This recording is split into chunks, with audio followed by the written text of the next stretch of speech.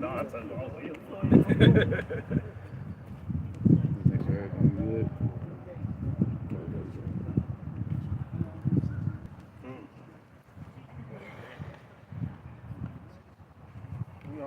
All right, Shalom. We are the Hebrew Israelites of the Lions Den Camp. We come out every week to prophesy the downfall of this wicked kingdom called America, also known as Babylon in the scriptures. But before we do so, we're going to give praises to the Most High and His Son. In the ancient Hebrew, the Lashawan Kodash, and honors to our elders. We say, Kal, Halayim, La, Yahweh, Ba'ashem, Yahushua, Ba'ashem, Ha, Rakah, Kodash, Ma'amah. All right, double honor to the elder apostles of GMS and their elders, and Shalom to Akim and Akwatim and children that believe in sincerity and the truth around the four corners of the earth. Somebody grab Proverbs 20 and 22. Let's start off with that. All right. Proverbs chapter 20, verse 22. Say not thou, I will recompense evil, but wait on the Lord, and He shall save thee. That's right. So look, the times that we're in, we're living in dangerous times. We're living in perilous times. We're living in a time of persecution. We're living in a time of jealousy and envy, right? And traps. All right. So the Lord told us what? Don't act off of haste. Don't act off of impulse. And He said what? Read that again now. Let's make it. Yeah, go ahead, bro. You got it. Psalms 20 and 22. Say not thou, I will recompense evil, but wait on the Lord. Right. So don't say you're going to recompense evil. Now, if somebody comes to try to do something to you, you have the right to defend yourself. You know what I mean? But choose your battles wisely.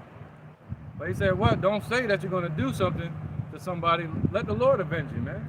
Because if you're in this truth, you should for sure know that the judgment day is coming. And that the Lord is going to bring judgment on everybody that's on this earth, including the ones that offend you. All right? Psalms 31 and 23. Somebody get that? The little ones. Offend the little ones.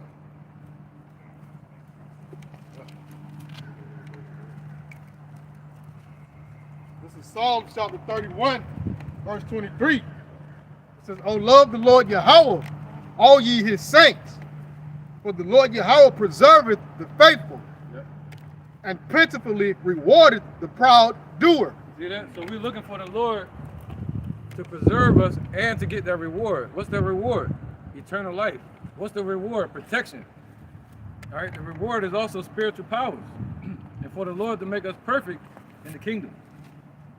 That's the reward. So if we're both sitting in the same judgment or the same danger, us and 2/3 that are in this world, we would be in a position of hope. And they would be in a position of what? Of doubt, lacking faith. You know? Willing to do anything to get out of that situation. That's why the Lord called this time that's coming the hour of temptation, meaning a trial period to test you, man. You know, people say they believe in God. Well, the Lord gonna test that, test those statements. He's gonna test you to see if you try to get your own vengeance. Are you gonna trust that He's the revenger? All right, go ahead. It's Matthew 18 and 6. We're gonna get that again. But whosoever shall offend one of these little ones which believe in me, it were better for him that a millstone were hanged about his neck, and that he were drowned in the depths of the sea. Right. The Lord said it'd be better for you to deal with. You'd be better off offending the mafia. But that's the type of shit they do. They'll put a chain around you and put you at the bottom of the damn Schuylkill River or the lake. You know what I mean? So the Lord said it'd be better for you to deal with some shit like that instead of dealing with Him. Because He's gonna put you through the ringer. So we gotta know that. So when somebody trespass against us, just know that could be the Lord testing you. What did the Lord say? He said what? Be wise as serpents, harmless as doves, man. You know? All right, so you got some more? That's right. Here. Verse 7. Woe unto the world because of offenses. Right, woe unto the world because of those offenses. Not only offenses against us, but the offenses against Yahushua. You see that? Somebody know what it says? I can't word it right, but if they offended you, they offended Him first. But the world hated you, know Thank you, hated, not offended, hated. Thank you. Want me to keep going or what? All right. Matthew 18:7.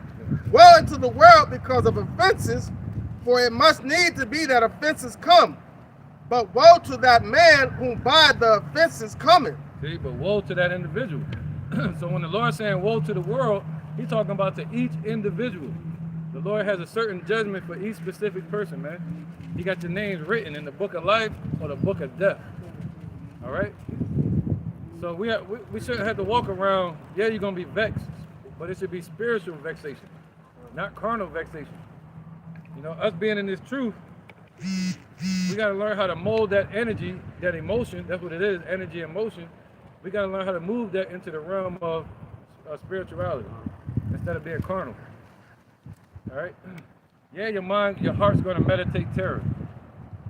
But the Lord said, what? Don't speak these things out of your mouth. You know, threats towards another. Know that the Lord's going to avenge you. All right? Somebody got that? It's John.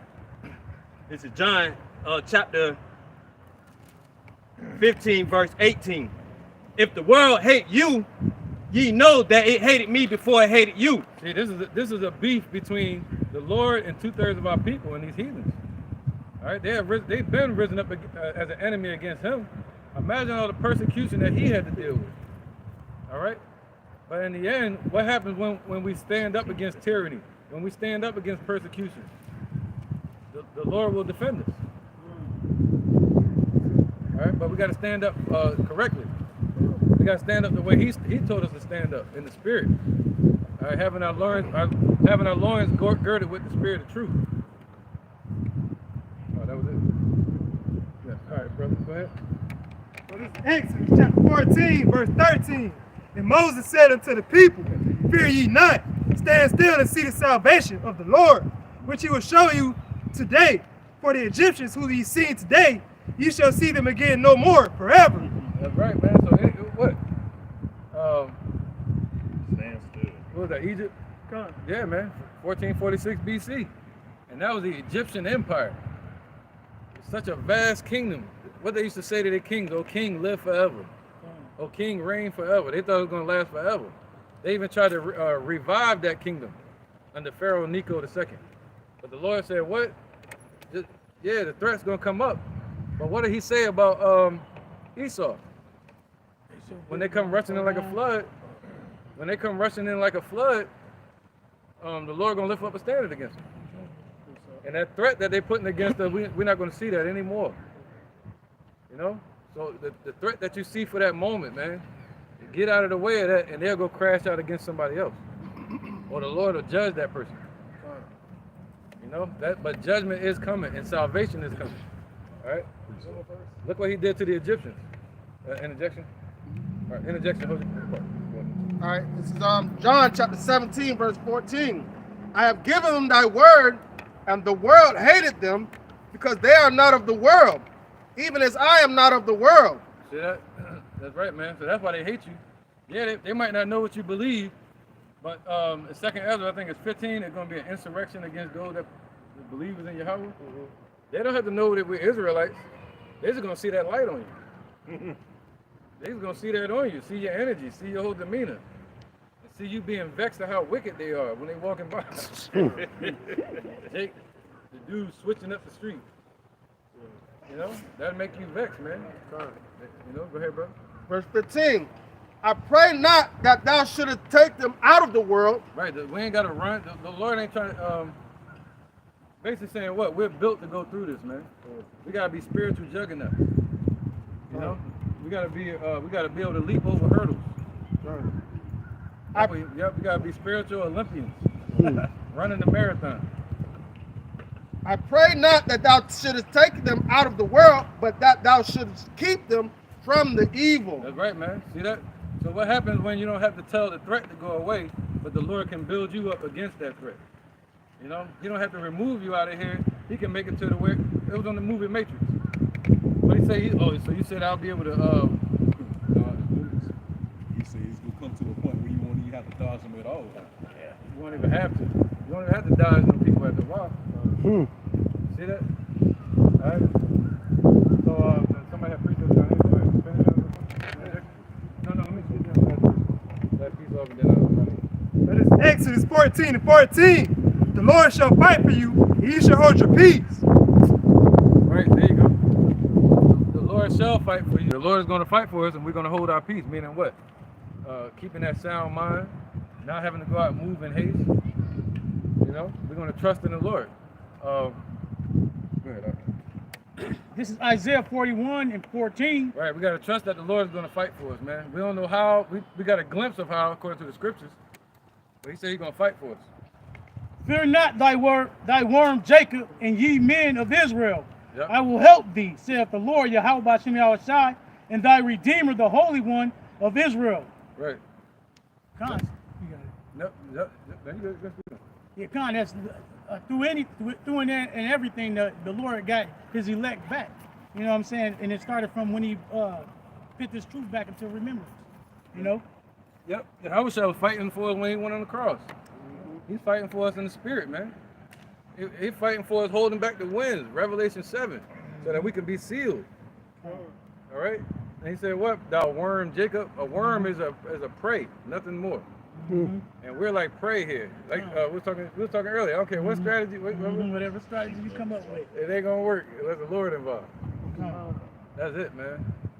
You know what I mean? So Esau got this thing lock, stock, and barrel right now. But who got the keys to them handcuffs? Yahushua. All right. So precepts. Let's run that real quick. Mazan didn't do that. All right, this is the book of Hebrews, chapter 10, and verse 30. For we know him that said, vengeance belongeth unto me, I will recompense, saith the Lord. And again, the Lord shall judge his people. And I brought that out to back up the Akim and the elder, man. You know, Yahweh Ba'ashim Yahushua is going to pay back vengeance upon his people and also the wicked, man. Start with the so-called, Caucasians, which are the Edomites of the Bible, man. That's right, man. All right. Who got it next? Jump right in. This is Psalms chapter 105, verse 15. Matter of fact, 14. It says, he suffered no man to do them wrong, yea, he reproved kings for their sakes, saying, touch not my anointed, and do my prophets no harm. So Acon, man, and also just to add on in there too, man, Sirach chapter 4, verse 28, all right? Strive for the truth to death, and the Lord shall fight for you, man. So you uphold your end of the bargain for standing firmly for the Lord, Yahweh Bashem Yahushua, figuratively and literally too, as well, as you can see right now in representation of standing for him and fighting for him too, all right? Verbally, all right? You know, so therefore, hey, if we do that for him, he's going to do the physical part for us, man. Hey, because there's nothing we can do against our enemies that the Lord Yahweh Bashem Yahweh, they can talk what the Lord Yahweh Bashem Yahushua has for them, man. So guess what? We have to be patient, all right? And trust in the Lord Yahweh Bashem Yahushua, and also trust within these scriptures, all right? So it says, touch not my anointed, neither do my prophets no harm. We have to believe in that, man. All right, because why? Hey, guess what? The Lord Yahweh Bashem Yahushua, as the brother Mazan just brought out, he's the one that's going to recompense vengeance, man. Hey, he's going to have the end all say all when it comes down to it. Precept. God. Romans 9 and 17. For the scripture saith unto Pharaoh, even for this same purpose, going back to the Egypt thought, even for this same purpose have I raised thee up, that I might show my power in thee, and that my name might be declared throughout all the earth. Hey, Con, man. Hey, so, hey, the Lord Yahweh Bashem Yahushua raised up Pharaoh just for him to show his power, man. All right. Hey, so guess what? That's the same thing that he's doing with Esau. Hey, Esau, he's turning that heat up on Esau's ass. Hey, it's just like a chain of command. Hey, the CEO get on the supervisor come and get on the manager get on the he get on the workers, man. So hey, he's on Esau's ass. So Esau's coming down with that great wrath, Revelation 12 and 12. So guess what? We gotta trust in what the Lord Yahweh Bashem Yahushua told us, man. You know, because it's Esau coming down with that great wrath. He's not gonna hold back, man. So the Lord Yahweh Bashem Yahushua is toughening him up the same way he did Pharaoh, so he can be exalted within this day, all right? Because it's gonna seem like there's no way out, all right, when it comes down to it. But there is, man. That way out is through the Lord Yahweh Bashem Yahushua by trusting in him, man. There you go. You know? Right, Psalms 31 and 23, precept. Anybody? This is Matthew chapter 10, verse 28. And fear not them which kill the body, but are not able to kill the soul, but rather fear him which is able to destroy both soul and body in hell. So just going in onto not fearing the wicked and not fearing Esau's devices and not fearing anything in this realm. The only thing we should truly fear is Yahweh B'Shem Yahushua. And even going into any perilous or tumultuous situation that we're in, there's no reason to fear because we know it's all of the Lord's will. Revelation 14 and 13. And I heard a voice from heaven saying unto me, Right, blessed are the dead which die in the Lord from henceforth. Yea, saith the Spirit, that they may rest from their labors, and their works do follow them. And their works do follow them. And that's very reassuring because our work and our labor in Yahweh B'Shem Yahushua, lifting up his name, magnifying him, is much more beneficial not only to our soul but to our bodies, rather than everybody out here that's laboring for vanity, laboring for folly's sake. All right, their works aren't gonna follow them. All right, their works aren't going to truly be accredited when they stand before the Lord in judgment. And he asks, "What have you done to help me? What have you done to exalt me?" Right, Revelation 2 and 10. Fear none of those things which thou shalt suffer. Behold, the devil shall cast some of you into prison, that ye may be tried, and ye shall have tribulation 10 days. But be thou faithful unto death, and I will give thee a crown of life. Be faithful unto death. Same way Meshach, Shadrach, and Abednego, whose Hebrew names are Ananias, Azariah, and Mishael, they were faithful to what they thought was death.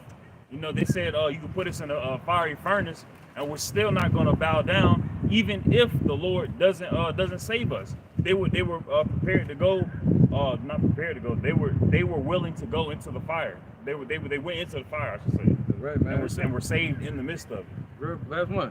2 Timothy 4 and 7. I have fought a good fight. And that's what we're doing right now. We're fighting for the Lord. Fighting a good fight of faith.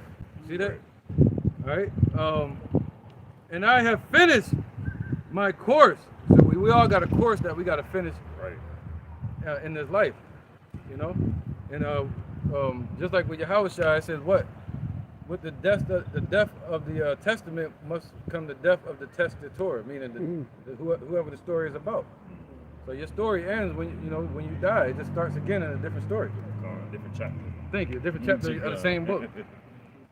So now, understanding that, I don't know what that was in the car. Go ahead, bro. understanding that, we've been through this before. Right. If you know that we've been through this before and we got through it already, so it's just another thing. Like, this is some thing from the past. We've already been prepared for it and we've already been through it. We're at the end of it.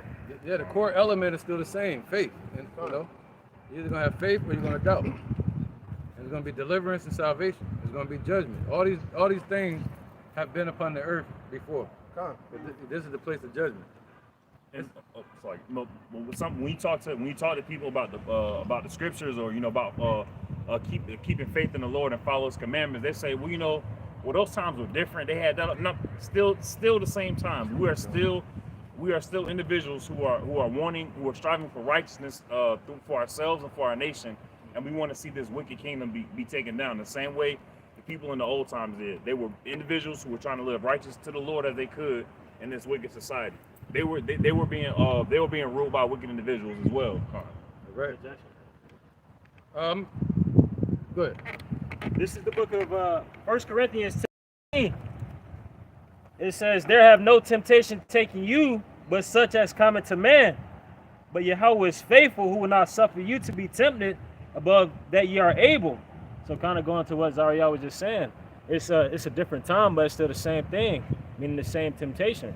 Like the same thing, going back to the Daniel point. Even though he said, even if we die, even if be not so that Yahweh don't deliver us, we're still not going to serve your gods. The same way with Antiochus. Whenever they try to come in, and the same way with Daniel, when they try to get him to eat the king's meat. And it says, who will not suffer you to be tempted above that ye are able, but with the temptation also make a way to escape, that ye may be able to bear it. So with the Lord, we'll be able to bear these things, a way of escape. So what is that? Shows security. That shows that the Lord got us, a mark of exemption. Hey, God, man. If I also be add on too, that shows a undeniable faith too. It's just like once you in this thing, it's technically it's like you can't get out. Because if you honestly truly believe in the Lord Yahweh Bashem Yahushua, you know that that's that way of support that the brother's talking about, man. So anything that is brought upon you, hey, shit, take it cheerful.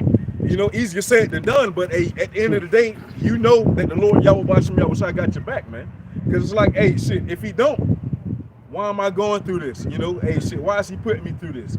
You know, and you don't want to go too deep in it, but at the end of the day, you know that the Lord Yahweh Bashem Yahushua, it may feel like you shit, it may be feeling like you knocked down, but hey, shit, the Lord Yahweh Bashem Yahushua, it's like a reprogramming, man. Hey, shit, for the battles that you got coming up, hey, he's just getting you right, tuning you up, tightening your screws, your bolts and everything, man. You know, but you got to trust in that process, you know. Nah, man, that's the same thing that the elder was talking about, running that course. You know, it's all for the Lord, for the Lord's plan.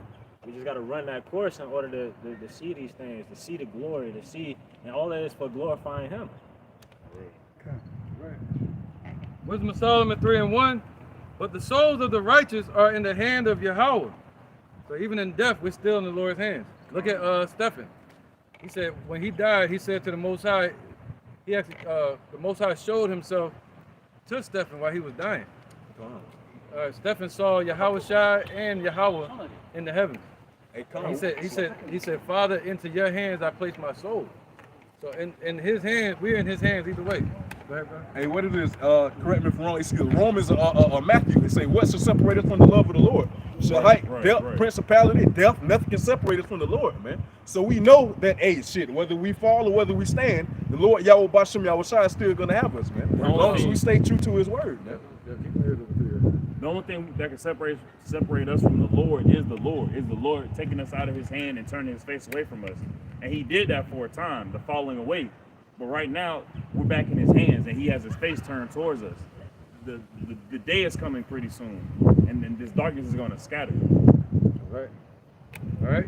But the souls of the righteous are in the hand of Yahweh, and there shall no torment touch them. In the sight of the unwise, they seem to die, and their departure is taken for misery. And they're going from us to be in utter destruction, but they are in peace. For though they be punished in the sight of men, yet their hope is full of immortality. That's right. Hey, honorable death, man, through the Lord Yahweh Bashem Yahushua, you know. 2/3, and these heathens won't understand that, but hey, that's a righteous death, man. Hey, we all gotta die. It's just at the point of the matter of how we go. Death where's thy sting? Or hey, the same must know it after death after pain, man. Which one you want to go after, you know? Hey, shit, we want to see, hey, death where's that sting? We don't want to feel that. So therefore, hey, we fall into the hands of the Lord Yahweh Bashem Yahushua and do the things that are pleasing to him, so that way he'll have our back, you know, in the hour of temptation, in that time of destruction, all right, in our time of calamity, whatever the case may be, famine, pestilence. The Lord Yahweh Bashem Yahushua is going to have our back against our enemies, man. You know? All right. Man. It's like it, but it's no real loss, because even if we die, we're with the Lord, and even when we're here, we still have surety that we're going to see the Lord. So where's the loss? Speaking the lesson, man. All right, real quick, let me bring this out real fast. 2 Timothy 4:8, it says, from henceforth, all right, since the foundation has been laid by Yahweh, by Hashem Yahushua, all right, and the disciples, from henceforth there is laid up for me a crown of righteousness, man. So even if we die in this truth, you know, or what's coming, we know that what? We got a crown of life laid up for us. The Lord will bring you back to life on this earth. Which the Lord, the righteous judge, that way say what? We are judged of no man. We looking to be judged of Yahushua. Shall give, which the righteous judge shall give me at that day, and not only to me, but also unto them that love his appearing. All right? So even to the day, we're the ones that's here that love his appearing. Just like Paul and the rest of the disciples look for Yahushua to return, and Peter. All right, somebody had a precept? That was y'all too, my bad. Yeah, go ahead. I just the one you call. All right, this is Baruch chapter 4 and verse 25. It says, my children, suffer patiently the wrath that has come upon you from Yahweh. For thine enemy have persecuted thee, but shortly thou shalt see his destruction and shalt tread upon his neck. So I was just bringing that out, you know what I'm saying, because it's all about a patient we gotta suffer patiently for Yahweh Shah to avenge us, for all the atrocities that's being placed upon us, man. You know what I'm saying? But hey, at the end of the day, Yahweh Shah is gonna allow us to see our enemies fall. You know what I'm saying? The Lord is gonna allow us to tread upon our enemies, man, who put hell upon us, man. But we gotta wait until Yahweh Shah come, all right, to redeem us and to give us that say so, man. Yeah, go ahead. With the book of Psalms, chapter 31 and verse 23, it says, "Oh, love the Lord, all ye his saints, for the Lord preserveth the faithful and plentifully rewarded the proud doer. Be of good courage, and he shall strengthen your heart, all ye that hope in the Lord." So come on, man. Basically, man, the Lord, he preserved the faithful. So the Lord Yahweh Shemashah is going to come through for us in times of trouble. So though these devils and though these people, these devils hop on these people to come against us, we understand that Yahweh Shemashah is going to recompense us. With the part where it says the word is going to strengthen thy heart, you got to remember that the word heart means mind, la'ab.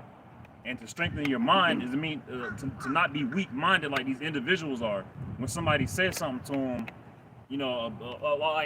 like last night at my job, it was really, really busy. It was really, really, it was really, really hectic.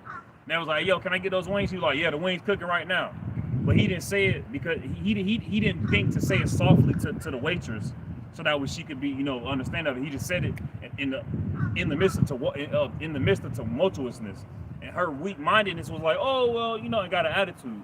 We have to realize that we have to be strong-minded individuals to be in these times, and also for the times to come, especially for the times to come, when all of this is tore down.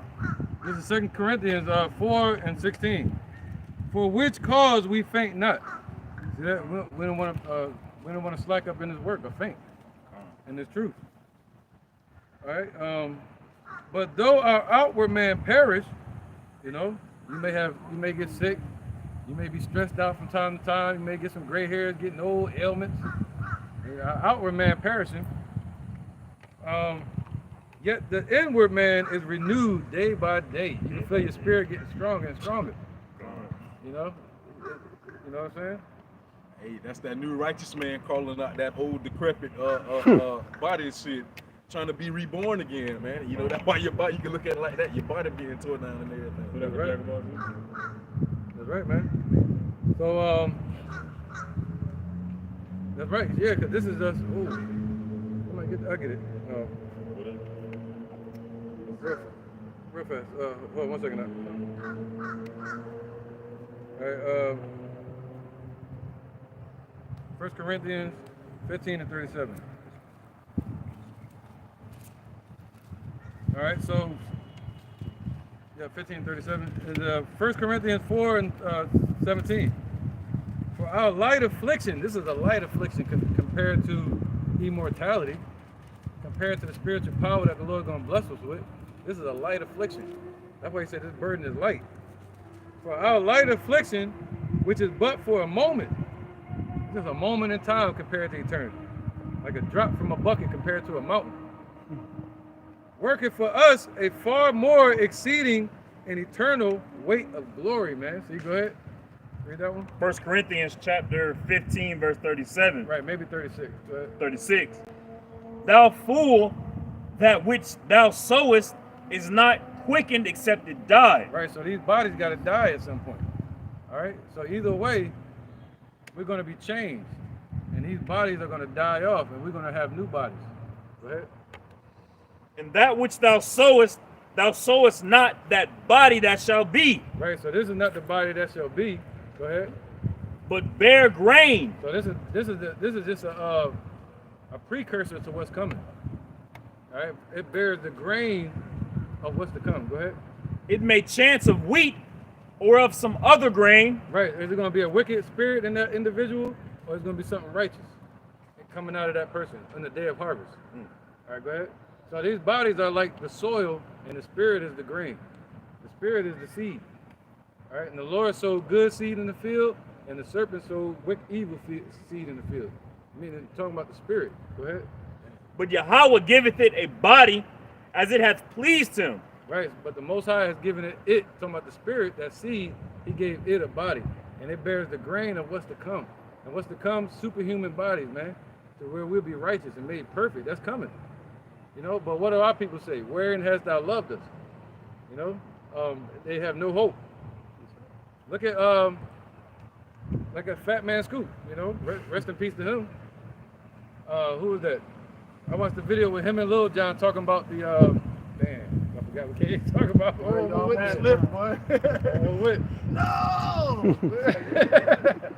Zariac effect. Yeah, the Tazariak. They got the Tazariak. That's a good one. But they were talking about that whole lockdown period, man. But the way they were talking, you could tell it was based around fear and the lack of knowing. But the Lord the Lord gave us insight of what's to come. All right? You got that? Go ahead, bro. This is Psalms chapter 20, verse 1. It said, the Lord Yahweh hear thee in the day of trouble. The name of the power of Jacob defend thee. Send thee help from the sanctuary and strengthen thou out of Zion. Strengthen thou thee out of Zion. Right, so the Lord is able to strengthen us, man.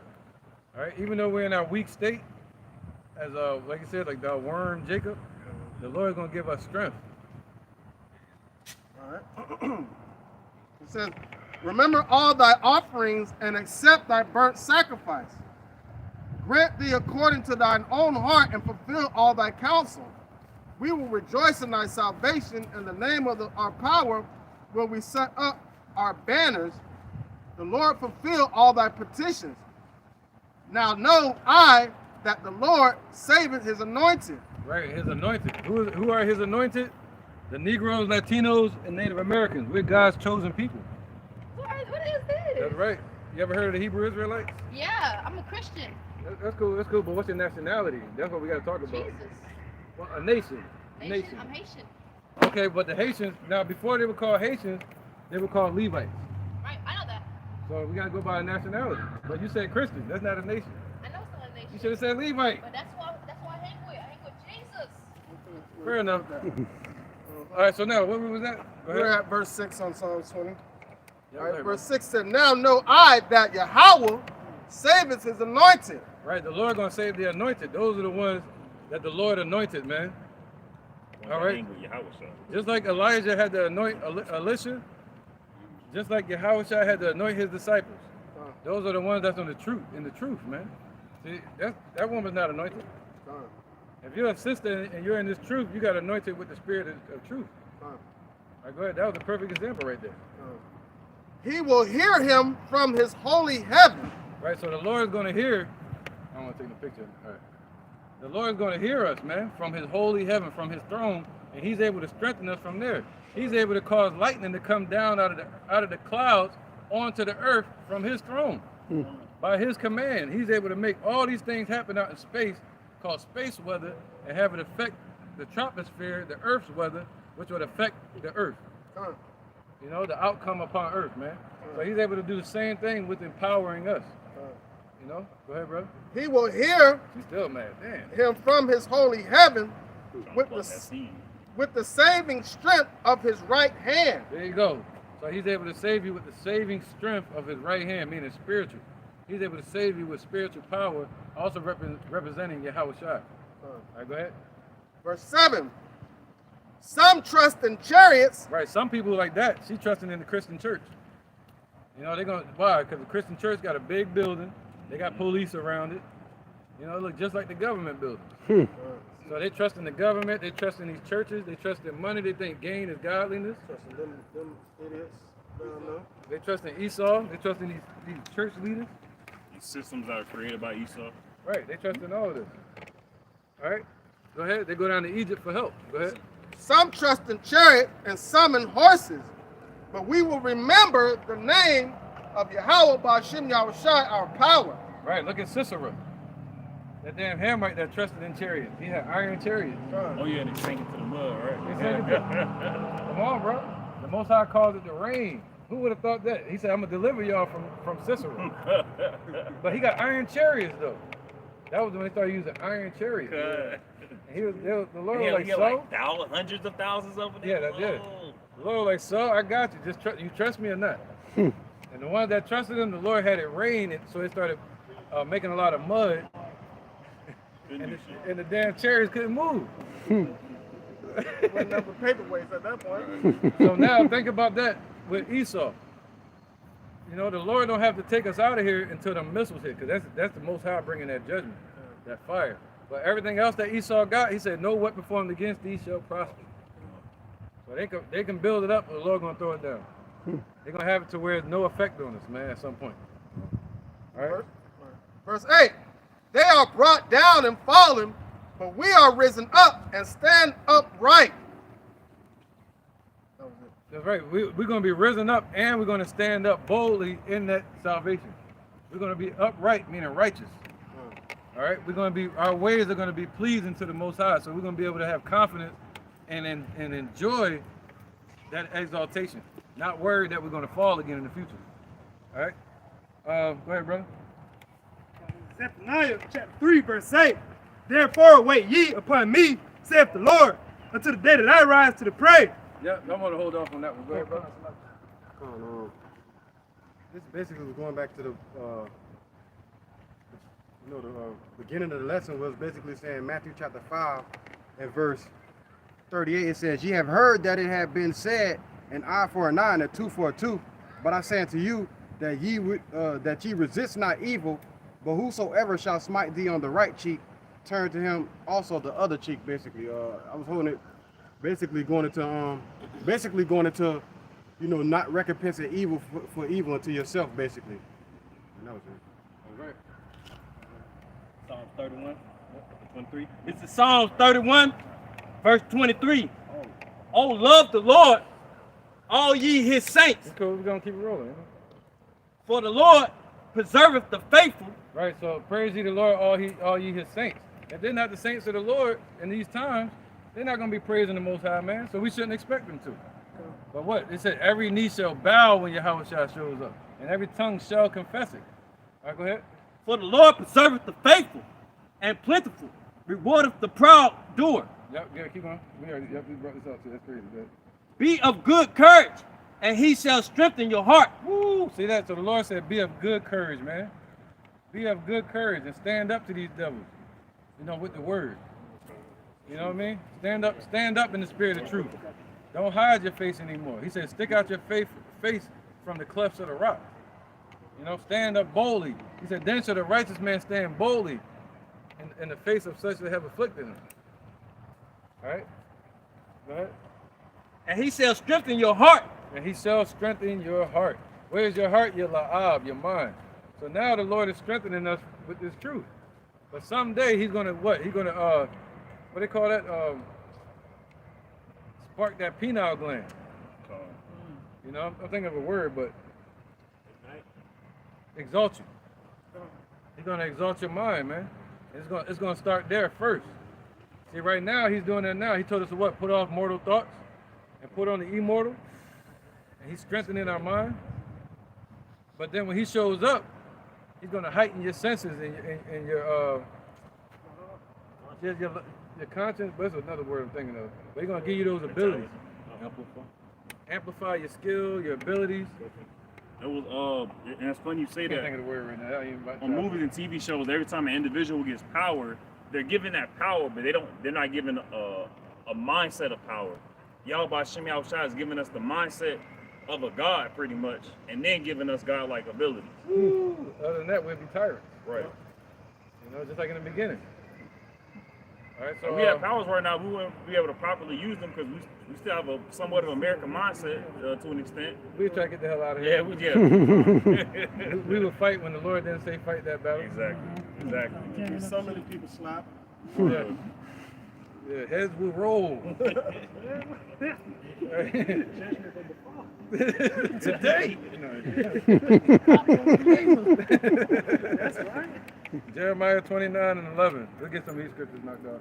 Any precepts y'all good too. Jeremiah chapter 29, verse 11. Yep. For I know the thoughts that I think towards you. See, the Say- Lord said he knows the thoughts that he thinks towards us. Think about it, man.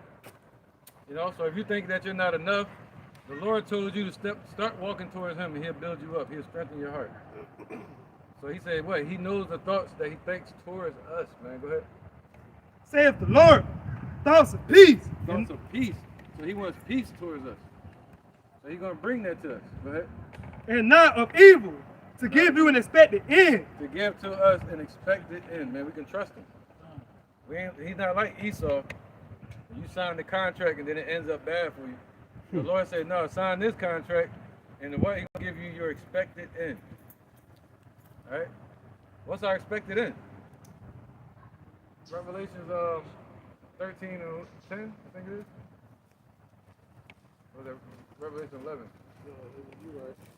13:10. Revelation chapter 13, verse 10. It says, He that leadeth into captivity shall go into captivity. He that killeth with the sword must be killed with the sword. There you go. That's our expected end. Go ahead. Go ahead. It says, here is the patience and the faith of the saints. See that? So that's the saints again. And this is their expected end. This is what we're expecting the Lord to do. All right, to protect us, to bring down these devils. Bro, we've been over here dying over here, bro. Of course he want to play football. But anyway.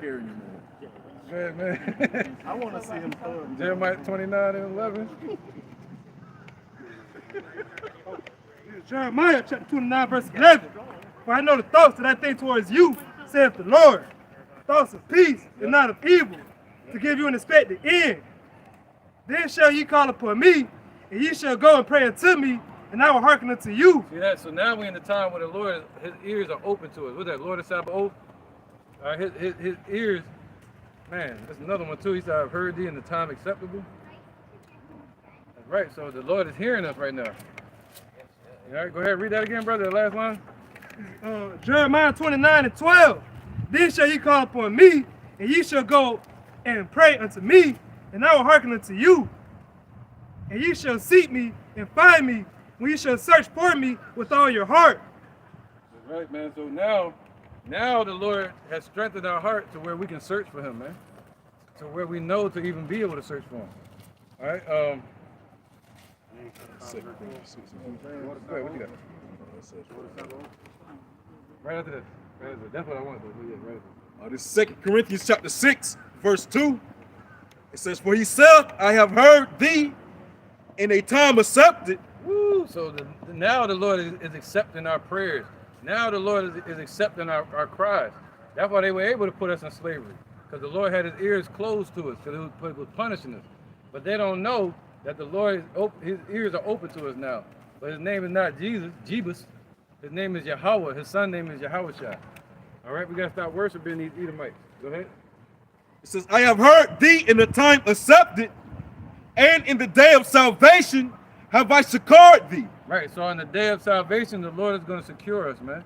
He's going to make us, what, fortified, build you up. That's like a glitch in the matrix, man, that dude, man. All right, so what? He said what? In the time appointed?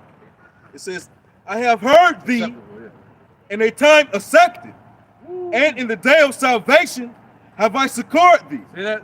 All right, so now in the day of salvation, now the Lord is going to secure us, man, get us ready for that departure. Go ahead, Doc. There's two of them. I ain't know which one you wanted. But this one right here says James chapter 5 and verse 4. And it says, behold, the hires of the labor which have reaped down your field, which is of you kept back by fraud, crieth. Right, so who is that? The hire of the laborers. That's all the slavery and building this damn place. We ain't never been paid for that. We got family members, especially here in the South, that got all kind of inheritances, man, but we don't know who the hell they are. I'm a Jackson, so I know they got some inheritances down here. I'm supposed to be rich. But you know, go ahead. Our original name was Hemming. So Hemming Plaza and shit. that was the real reason why they tore it down. Yeah. So those devils have held back the payment to our people, 40 acres and a mule. You know, giving us passports instead of letting us go back to our home. Keeping the knowledge away from us. All right, go ahead. God. This is verse 4 of James chapter 5. And it says, and the cries of them which have reaped are entered into the ears of the Lord of Sabaoth. So the cries of them that have reaped, man, what did we reap from you goddamn devils? This is your love towards us. This is the love of Esau. We reaped all this damn suffering. We drank of that cup that we weren't supposed to drink of. But he said the ones that have reaped and suffered this shit, the Lord heard our cries now. And they done messed up. They done fucked up. They done Messed fucked up. up. Yeah. That's right, man. Go ahead, brother. You got more? A little bit more, maybe. Verse 5, it says, ye have lived in pleasure on the earth and been one time, ye have nourished your hearts as in the day of slaughter. See that? Even now, they're nourishing their hearts as in the day of slaughter. As in the day when they invaded us in 70 AD, they did it again here in America. You know? And they're trying to do it again with this New World Order. Depopulation. All right? So that was it. That was it. He heard us. And the Lord of Sabaoth, which means the Lord of armies. All right? And he said, what? His ears are open to our cries now, man. You know what that means? That's dangerous. That's dangerous for these people. You know, they used to be scared of the prophets when they see Elisha or Elijah. People would shit their pants in fear. All right, finish this up real quick. You got a piece up? Are you here to wish me well or destroy me? Yeah. And that's what Paul said. Should I come unto you in love or with a sword? I got a precept. Go ahead. You go ahead. That was it, right? Yeah, that was it. That was it. Okay. This is Habakkuk chapter 2, verse 10. Thou hast consulted shame to thy house by cutting off many people and have sinned against thy soul. That's Obadiah, chapter 1, where it talk about Esau. The shame is going to cover them. You see that? So the Lord is creating Esau into being who they need to be. The devil, the deceiver, the afflicter, the oppressor, the mystery of iniquity. You know, the enemy. So they had their actions create who they are in this story called life in this matrix. It's the actions. You have to act it out. That's why you have the book of Acts. Go ahead. Verse 11 says, for the stone shall cry out of the wall, and the beam out of the timber shall answer it. Right. That's all these little slave statues, slave master statues. They got Andrew Jackass down there. What's the name? Kingsley Plantation. Kingsley Plantation. Still got the plantations here. Made museums out of them. Esau love going there too. What else? In Georgia, they didn't make museums. Now they bought them houses. People bought them houses. They people living in them. Yeah, they They robbed living in them like Timberquan Preserve. Timberquan. They got preserves. See that? They making money off of it, man. Movies, So- postcards, all that. All that, man. All the movies. The movies is crazy. The slave movies. Then they tell you, got a don't, precept? then they tell you, Maybe both of y'all can hear it. but they can make money off of it. Yeah, they made money off of that, man. But now, so with that being said, all these things are a witness against them devils. Right. See that? Even their riches are a witness against them. That they're the rich man that's going to be in hell in the kingdom. I just watched an interview with LeVar Burton with Lawrence Fishburne, and he said the chains that he wore in the movie Roots, the chains that he hangs them over his mantle in his living room. They saw that he mad. Yeah, he mad. He looks at it because that's how much. And then he said he went from Kunta Kinte to reading to people's children, and then he said to maintaining the integrity on people's favorite spaceship. And he said he wants all his guests to come out into his house. Like he's became the most like loved black man on the so-called black man on the earth in America, right? But he wants his guests that comes into his house, especially the different colored ones, to understand and know the rage that he holds inside. I'm about to say, he had to get his name changed to Toby. For him to be like so praised here in America. Right. He had to get his name changed to Toby. Yeah, been playing that character. Right. He changed his real name to Toby? No, I'm talking in the movie. In the movie, yeah. So there's a lot of anger and resentment that Jake feels, and the Lord's gonna avenge that for his elect. Centuries worth of. But check this out. The Lord is so, man, he's gonna even let 2/3 get back. When these race wars break out, oh man, Jake's gonna be. You gonna let Jake loose? That's what that's about. When you we didn't go into it though. Judas. That's what that's talking about. It's an allegory. It's a true story that happened, but when it was written during the Greek Empire about what happened during the time of Nebuchadnezzar, at the time we're talking about. Yeah. It was used as an allegory of what the Maccabees was about to do. That's why they try to disregard Judah. The story of the two women that went in there with their Syrians, and they played sweet with him, and then they cut off his head. Yeah. That's the story of us someday being in this society, and then Judah and gonna be in the neck of his enemies. The Lord gonna use Judah. Judah is a female way of saying Judah. To take the sister Judah, the sister Israel. Yeah. Judah, Hannah. That really happened though. Yeah. But it's spiritual. It's an allegory of what we're gonna do today in these times. That shows how beautiful the Lord is, man. Poetic. Yeah.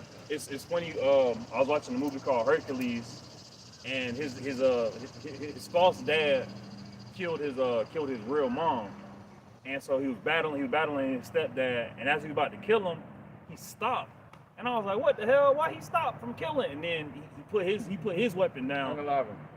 It's like unalive, and he pulled out his mother's dagger, and then slew the man. Unalive. I'm about to say slew, yeah. People know about slew. But then he slew him, and that was the poetic way of him slaying that man, because he didn't want to do it with his weapon. He wanted his mother's weapon to do it. So it was the poetry behind it. The same way the scriptures say that everything was written before time was written for our learning. So same way you just said Judah, Hannah.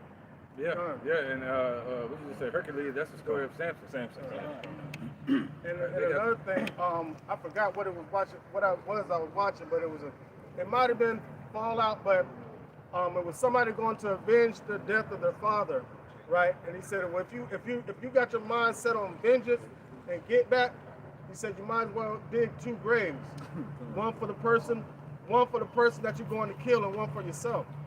So that's why we got to wait upon the Lord, you know what I'm saying, until he rises up against the prey. Right. We're still on Jeremiah 29:11, all the way to 14.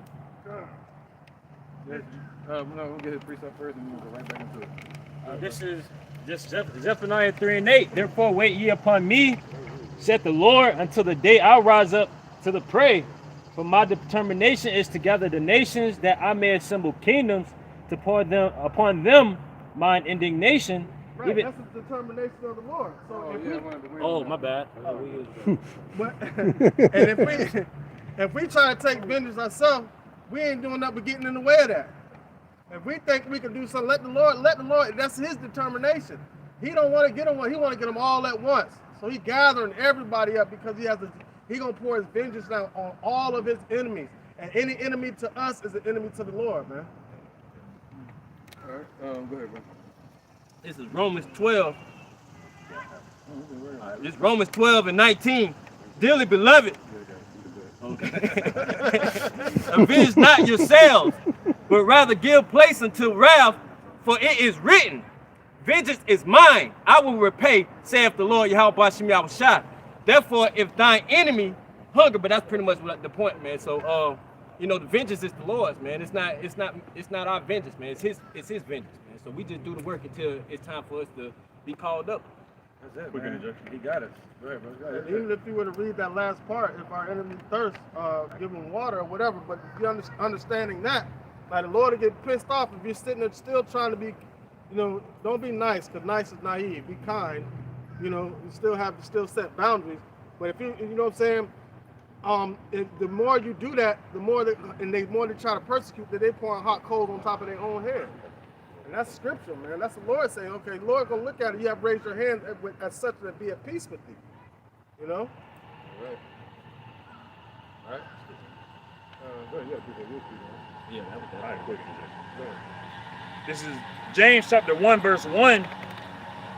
Chapter 1, verse 19. Wherefore, my beloved brethren, let every man be swift to hear, slow to speak, slow to wrath. For the wrath of man worketh not the righteousness of Yahweh. So, plain and simple, the wrath of man worketh not the will of Yahweh. All right? There's no reason to move off of emotion. There's no reason to dwell on your emotions and move off of them. All right, there's no reason to do that. Even more so, not even wrath. I think it was Peter, when Yahweh was telling the disciples that he was about to get crucified. Peter said, "No." The scripture said that he rebuked Yahweh, and Yahweh said, "Get behind me, Satan," because then Yahweh rebuked him. All right, and he said, "Get behind me, Satan," because what Peter wanted, his will didn't work with the will of Yahweh. Yeah, Peter wanted Yahweh Shai not to die. Right, right. He didn't want him to go through that. But Right. But Yahweh Shai was like, yo, you get the hell out of here, man. Right. Far from thee. Yeah, we got to do this. Right. That's like a lot of your family members probably don't want you to teach. You know, don't go out. You got to go out there again. Why you standing out there in the sun? You know they can lock y'all up. Somebody said something about some Christian dude that called out GMS or something? Yeah, he said to the Hebrew Israelites, That's loud, y'all, for the camera. Salaki, he said to the Hebrew Israelites, y'all, we need to come out of this cult and turn back to Chibas, because what we teach and what we believe in is not right, but we teach and believe in this, and when you use this and you gauge everybody else, you find out that they don't line up with this. But that's what he was saying. He was basically telling us to stop preaching, telling us to stop being out in the highways and the byways, stop being obedient to the Lord, and put off our righteous garments and put back on that bull crap that we was once part of, so you won't rattle the cage. Yeah. So they really want to get rid of Yahweh Shai. For real. You know? It's called the Holy One of Israel to see. Yep. So You want to get that? yeah. So Yahweh Shai. And by getting rid of Yahweh Shai, they want to get rid of the light. Because the light is what is going to judge them. You know?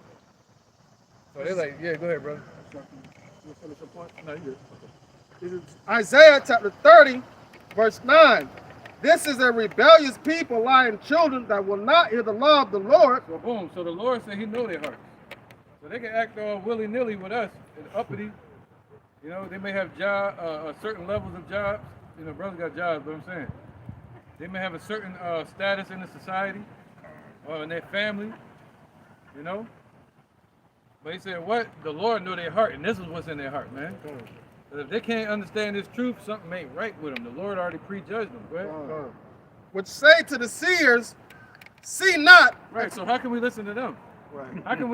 Why should we be ashamed in this, we say in this game's perverse generation? How can we be ashamed amongst this perverse ass generation, man, to stand for the Lord, to stand for righteousness? Generation of vipers. Right, how can we take advice from them? I'm about to say, case in point, what's your nationality? Jeebus. Thank you. End the conversation with that word. Yeah. We're supposed to agree with that. But basically, she was really saying this. You're saying this. Verse 10, which say to the seers, see not, and to the prophets, prophesy not unto us right things, speak unto us smooth things, prophesy a deceit. They want to tell them the deceits, man. So they can make, so it can make them feel good. Like Holly Berry, make it feel good. Right. They just like, who was making her feel good in the movie? You know how to go there. Esau. Verse 11.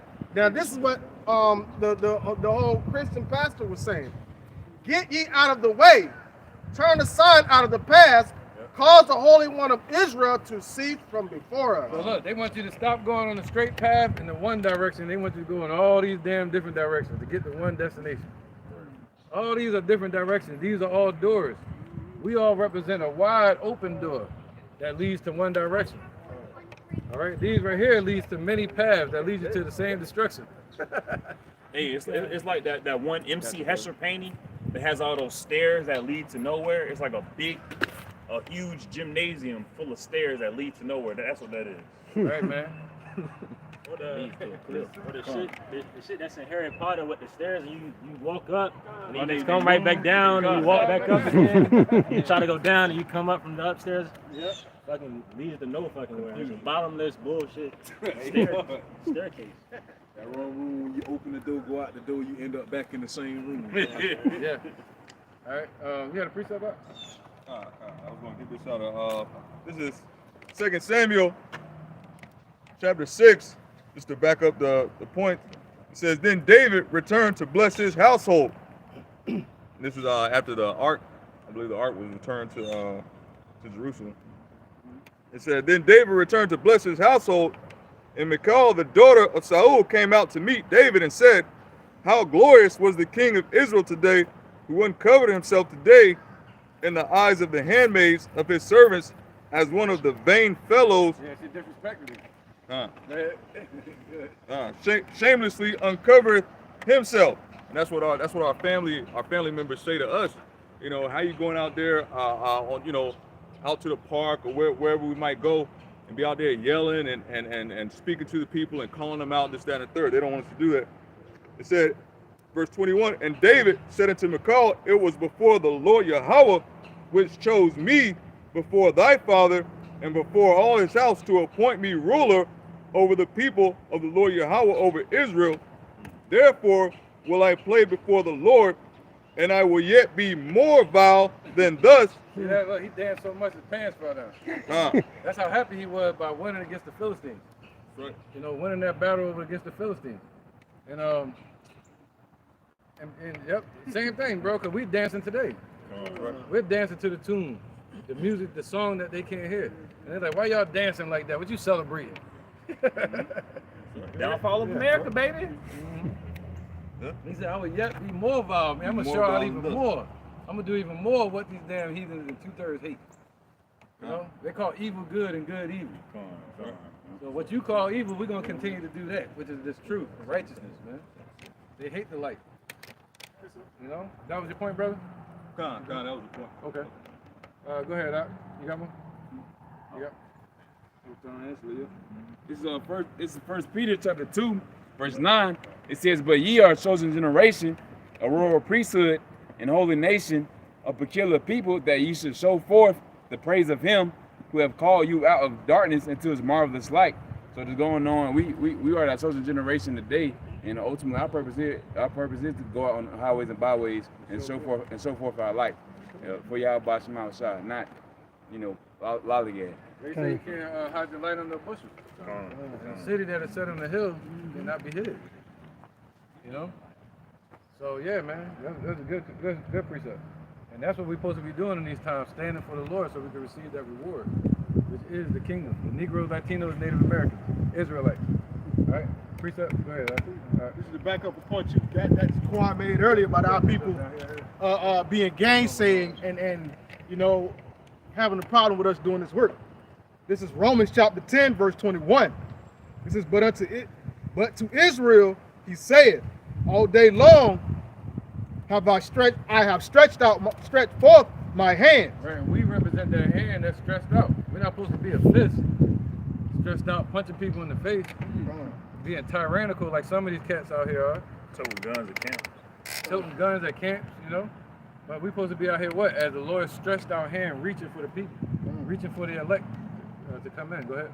This is, but to Israel he said, all day long I have stretched forth my hand. Right, that's what the Lord's patience. Go ahead. Unto a disobedient and gainsaying people. So the Lord has stretched out his hand all day long for a disobedient and gainsaying people. They're hard-headed. Our people living in dysfunction, sin, if you want to call it that, because they're living contrary to Yahweh Shema Shah. So that's dysfunction. And then also they're gainsaying. They talk trash. They wish that we wouldn't do what we're doing. They wish that we wouldn't speak the words of Yahweh Shema Shah. So they talk trash. They speak evil of what's right. And like the elder was saying, they call evil good and good evil. So they don't want to live according to Yahweh Shema Shah. So not only do they live in dysfunction, they're also living in denial. Denial of what? Yahweh Shah. Denial of what he did for our people. Right. That's right, man. All right, let's run it. You try to get back to this lesson too. Let's run it down the line. Go ahead, Kyle. This is First Peter chapter 3 and verse 15. But sanctify the Lord Yahweh Bashim Shai in your hearts, and be ready always to give an answer to every man that asks us. We're supposed to do different than this world is doing. This world don't care about Yahweh Shai. They don't care about Jebus, the fake guy. His true name is Yahweh Shai. All right. So what he said? What? Sanctify the Lord in your heart. See that? They're what the Lord said. Treat not my name in vain. That means to treat his name like he's not important, and that's what they're doing. But us, we're separating the Lord in our heart. All right, go ahead. All right, this is First Peter 3:15. But sanctify the Lord Yahweh Bashim Shai in your hearts, and be ready always to give an answer to every man that asks of you a reason of the hope that is in you, with meekness and fear, having a good conscience, that whereas they speak evil of you, as of evildoers, that may be ashamed, that falsely accuse your good conversations in a Mashiach. And hey, we bring it out because hey, they're going to be ashamed in the day. They're going to know a prophet was among them. Right, it said what? The accuser of our brethren about to be cast down. Come. The ones that speak evil against us. And 2/3 of our people are of their father the devil. Mm-hmm. He's a liar from the beginning, so they believe his lies. Come. So that's why they're saying the same thing to us. Mm-hmm. You know? But the Lord said what? What did it say again? It says, for every man that acts of you a reason of the hope that is in you with meekness and fear, having a good conscience, There you go. that whereas they speak of evil of you They speak as of evil. evildoers, Yeah, false accusations. Right? they may be ashamed that falsely accuse your good conversations in the Mashiach. And the good conversations are the scriptures that we bringing out, calling the people to repentance.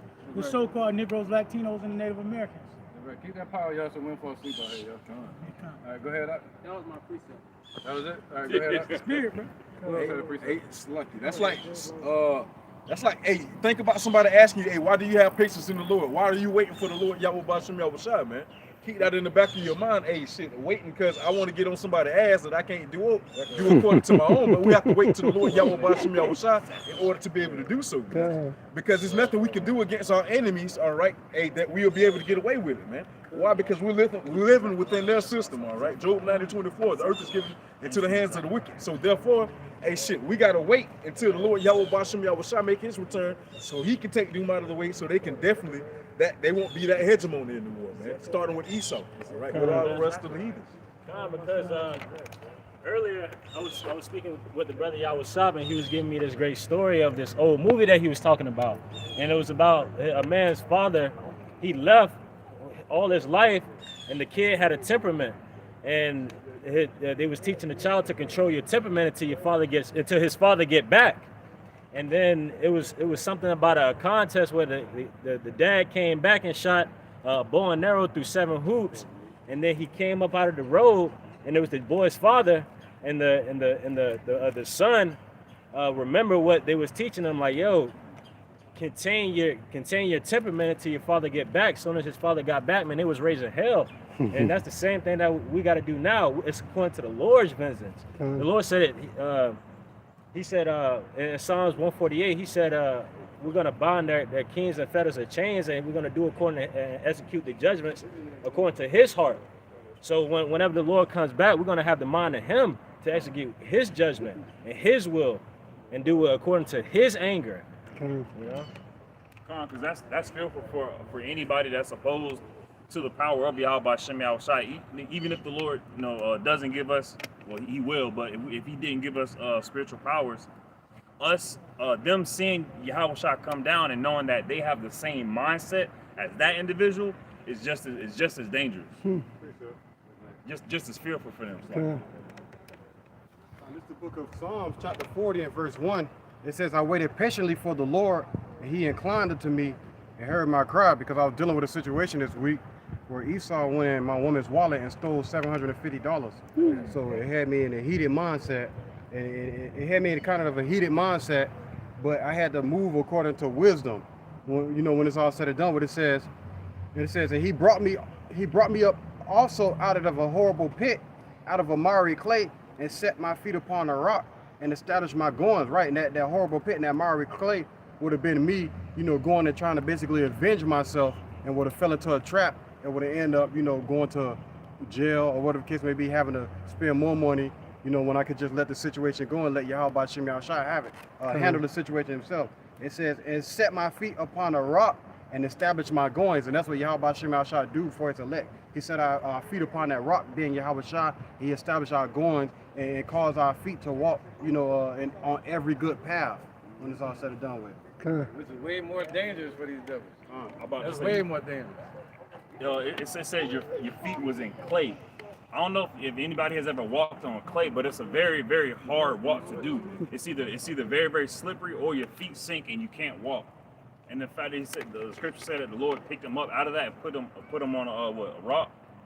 It's a beautiful analogy, and it's a very beautiful thing, because the Lord did that for us, and he's going to do that for our entire nation pretty soon. Right, man. All right. That gave us balance. They gave us foundation, Bearings. purpose, right? Safety. Zechariah 12 and 8. Safety from the floods. Zechariah chapter 12, verse 8. In that day shall Yahweh defend the inhabitants of Jerusalem. So in that day, so he's talking about now, you know, because we're in the time of the present. So now he's going to defend the inhabitants of Jerusalem. All right, go ahead. And he that is feeble among them at that day shall be as David. See that? So the feeble, you know, the ones that come into the truth last, even them, or the ones you think might be the weakest ones, they're going to be as King David in that day. And what did King David do? Yeah, it said Saul slew his Saul has thousands. thousands and King David his 10,000. You know? And that was a song. That was a real song with like a verse and a chorus that everybody thought that land knew. Yeah, go ahead, bro. And the house of David shall be as power, as Yahweh, as the angel of the Lord Yahweh before them. Right, so what? He said what? And read that again. And the house of David, I'll read it verbatim. And the house of David shall be as God. Right, so the house of David is going to be like God. What did it say about Moses? He said Moses was made a God before men. But the Most High was using Moses like a puppet. He said, go over here and raise that staff up over the water. And hit that rock. But people seeing it, you know? So they're looking at the power of it. All right, but that's what's coming. Go ahead. The Lord going to make us gods in front of these men. Powers on this earth. As the angel of the Lord before them. So we're going to be as angels, as messengers of death. Right? And messengers of light. Before all these nations and before 2/3 of our people. Yep, you good. Go ahead, brother. Verse 9. And it shall come to pass in that day that I will seek to destroy all the nations that come against Jerusalem. Woo! So now the Lord is seeking to what?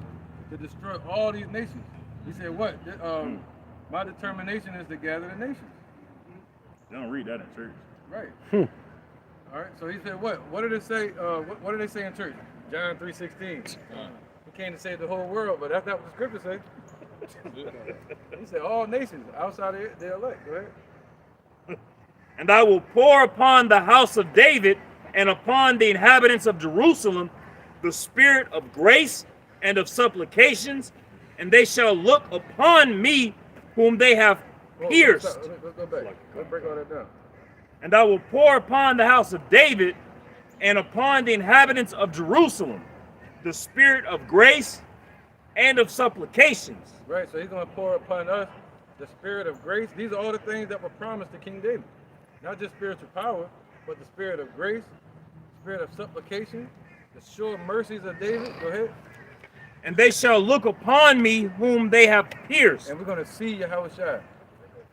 Think about that. Be able to see him in person without dying. Be able to look right at him. You know? We're going to see Yahweh Shai with everybody else too. Let's get that. Revelation 1 and 7. That was it? All the way to 10? All right. You're good. And Revelation 1 and 7 first. Oh, yes. Revelation chapter 1, verse 7.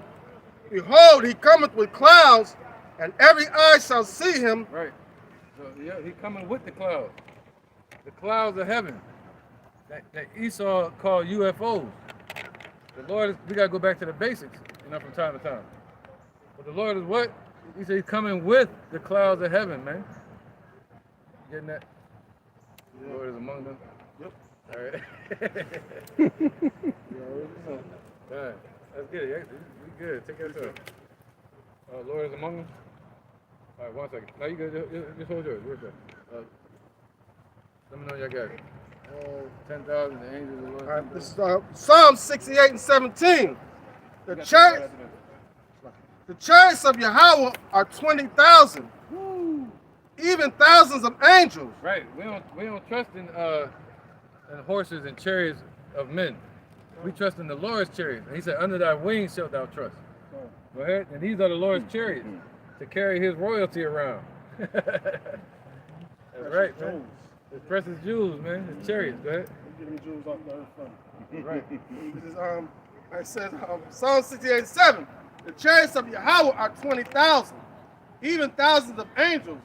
The Lord Yahushua is among them as in Sinai in the holy place. Just like in the deliverance from Egypt, now we're being delivered from the second Egypt.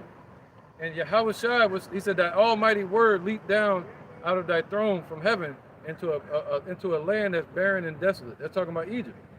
So he's going to send Yahushua again into this land that's barren and desolate, America, the second Egypt. All right. He said what? Revelation 1:7. It's Revelations 1:7. Yeah, we're going to go right back where you was at. Behold, he cometh with clouds. So the Lord Yahushua is going to come with the clouds. And somebody said, get that. I think in Revelation maybe 20, 21 or something. We're talking about maybe 19, where it talks about they're going to follow him upon white horses. You know what I'm talking about? That's 19. That's 19? I'm getting close, man. Getting close. Getting there, boy. That's like a sheesh. Flash call. Get back to that. I'm probably going to have time for it. 14. Let me get back to that. Yeah, go ahead, somebody. This is Revelation chapter 19 and verse 14. And it says, and the armies which were in heaven followed him. Go one more. Come on. White horse. Verse 11. Verse 11. It says, and I saw heaven open, and behold, a white horse, and he that sat upon him was called Faithful and True, and his righteousness he doeth judge and make war. There you go. Go ahead. His eyes were as a flame of fire, and on his head were many crowns, and he had a name written that no man knew but he himself. And he was clothed with a vesture dipped in blood, and his name is called the Word of Yahweh. And the armies which were in heaven followed him upon horses, clothed in fine linen, white and clean. They were in heaven. They were in the fourth dimension. Now they come into the third dimension. Woo, angelic beings, man. They're coming. They're gonna pull up. The cavalry is coming. You wanna get it? You wanna get it? Second Maccabees 5. Yep. Where it say the apparitions. That's right, man. He said what? What is that last part? It says, verse 14, and the armies which were in heaven followed him upon white horses, clothed in fine linen, white and clean. Man, we got armies out there. You know? We got armies around us, man. The angels of the Lord encampeth around them that fear him, that fear Yahweh. Go ahead, brother. Second Maccabees chapter 5, verse 1. And about the same time, Antiochus prepared his second voyage unto Egypt. Right, his second voyage was in 168 BC. His first voyage was 169 BC. All right, the second one was 168. Go ahead. All right. He started ruling in 170. Right. And then it happened that through all the city, for the space of almost 40 days, there were seen horsemen running in the air. So these were horsemen. They didn't look like, they didn't have 4 heads and shit. You know, wobbling around up there while they riding a damn horse. And it wasn't a damn nag that they had either, Pegasus. It says, this is a chariot of Yahweh. Go ahead. There were seen horsemen running in the air. Right, a vehicle. And clothed of gold and armed with lances. Right, because the angels don't have to ride in the chariots, they can ride upon the chariots too. They're like thrones. That's what we got to understand. All right. Like Cloud and Dragon Ball Z when he rode upon the cloud. Yeah. And even more so, you had to be pure heart to ride upon the cloud. Yeah. So go ahead. All right, it says, flesh and blood cannot inherit the kingdom of heaven.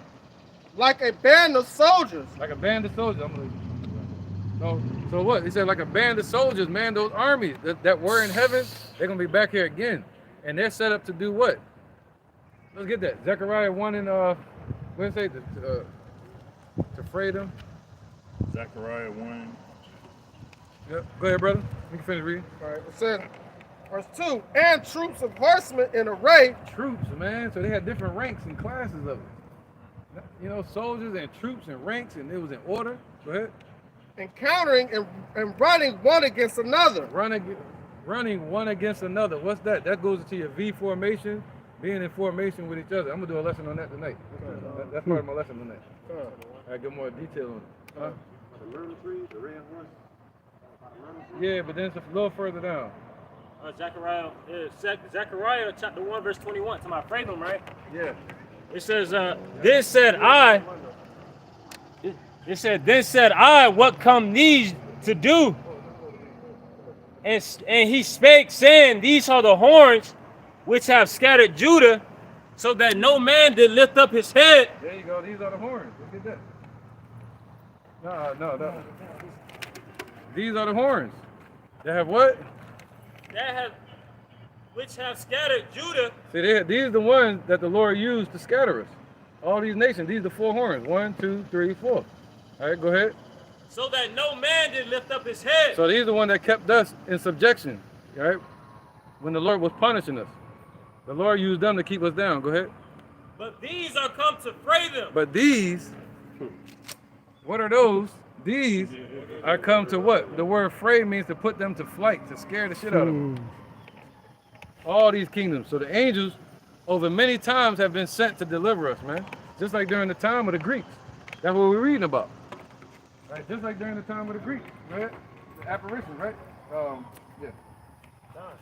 And it says to cast out the horns of the Gentiles. Right. So these angels, right, that look like Israelites out in the heavens, the Lord created them to cast out the rulership, the exaltation of these heathens, to put them down. That's Revelation 7. They're the ones holding back the destruction. Go ahead. And it says, which lift up their horn over the land of Judah to scatter it. See that? All right, so that's right, man. So we got defenders. We got a cavalry. The cavalry is coming. Go ahead, brother. All right, it says, and verse second Maccabees 5 and 3, and troops of horsemen in array encountering and running one against another with shaking of shields and multitude of pikes and drawing of swords and casting of darts and glittering of golden ornaments. Right, that was a military drill. You know, that was a military drill, man, and a threat. That's just like Russia doing in Cuba. To pose a threat to America. You know, but if you see a chariot, you might see a chariot passing over you. Yeah. Or flickering, something. Yeah. Just to show you, I'm gonna come get you soon. I'm gonna come protect you. But to these nations, they gonna scare the shit out of their cows and the animals and shit. They try to take my cows. All right. Verse 4. Wherefore every man prayed that the apparition might turn to good. See that? So these bands of soldiers, these soldiers that's out in the heavens, that's coming here from the 4th dimension to this 3rd dimension, they're gonna look like ghosts to these damn idiots. You know? He said, what? They were praying. Who they were praying to? I don't know. Who the hell they were praying to? who the hell Antiochus gonna pray to after he tried to kill us to eat pork? He said, please, Lord. That's what they're gonna try to do. He ended up praying to Yahweh in the end, though. Look at Cain and Abel. You know, look at Esau, man. Please give me a blessing. What did the rich man? Carefully with tears. No, he started carefully with tears. Mm-hmm. What else? The rich man in the hell. Mm-hmm. See that? Please, Lord, I'm sorry. Please send Abraham. Please send one of the elect that are in the promise to come. You know, have some mercy upon me. You're a merciful God, I thought. Yeah, that's the spirit of Esau. Like how the. That's what you thought? Sorry. Show mercy on you, I'm gonna show mercy. Man, you funny, bro. So, going back to when the Most High punished Cain for killing Abel. He's like, my punishment is too much to bear, but you slew your brother, man. Yep. Come on, man. You think you're supposed to get a slap on the wrist for that? He's going to show you mercy. Right. He's going to take you out your misery. Take you out your misery. Yep. All right. Where was that? I read the first, second Maccabees. It's going to lead right back into the. Back in that? Yep. Okay, good. Zechariah chapter 12, verse 10. And I will pour upon the house of David and upon the inhabitants of Jerusalem. Yeah, Amos 9. Let's get that real quick. Right, because the house of David is back. The Lord is rebuilding the house of David right now as we speak, man. That's right. Where say the tabernacle? Yep, 9 and 8, 9 and 11, I think. This is Amos chapter 9 and verse 11. In that day, will I raise up the tabernacle of David that is fallen and close up the breaches thereof, and I will raise up his ruins, and I will build it as in the days of old. Right, man. So look, there you go. There you go. I'm gonna get that real quick. Let me get that real fast. Damn. If I can't find it, I ain't worrying about it. Right. There you go. Isaiah 52 and 1. Somebody get that, please. Isaiah 52 and 1. All right, what do you say? He's going to close up the breaches thereof. So now the tabernacle of David is being built spiritually. Spiritual house? Listen, Peter. Built up a spiritual house. Isaiah. I need these two. Right? Yeah. 52:1. Awake, awake, put on thy strength, O Zion, put on thy beautiful garments, O Jerusalem, the holy city, for henceforth there shall no more come unto thee the uncircumcised and the unclean. Come into thee. All right, this is Isaiah 52:1. Awake, awake, put on thy strength, O Zion, put on thy beautiful garments, O Jerusalem, the holy city. Right, we be like, well, what if I do that, man? You know, Jake, 2/3 gonna copy us and try to mess it up for us again. The Lord like, no, do it this time. I got y'all. I got y'all this time. Go ahead. He said, I'm gonna close up the breaches thereof so that this won't happen. Go ahead. For henceforth there shall no more come into thee the uncircumcised and the unclean. See that? So the Lord they gotta have circumcision of the heart now. So if they're not cut off from this world, the Lord said they're not gonna be in the circle of the elect. All right, they're not gonna be part of the tabernacle of David that's being built. Go ahead, brother.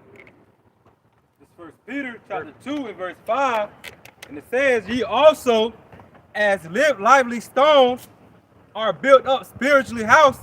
Right, the Lord is building up La Familia. Es a Cristo no Blanca. Blanco. El nombre es Yahushua. Es el nombre del Hijo, ¿sabe? That's right. You got the rest. You finish this conversation, bro. That's right, man. How you say repent, you know? Repente. No, I'm serious. Go ahead and if you need to. Come. Repente. Repente. All right, so let's keep going. And holy priesthood to offer up spiritual sacrifice, acceptable to God by Yahushua Mashiach. That's right. So now, so the Lord is building up a spiritual house, man. He's building up that spiritual tabernacle of David. All right, that spiritual house of David. But he said what? There shall no more come into thee the uncircumcised and unclean, man. So 2/3 can inherit this. They're going to get it on the flip side, on the back end. You know? So where was that? Zechariah. Let's finish that real quick.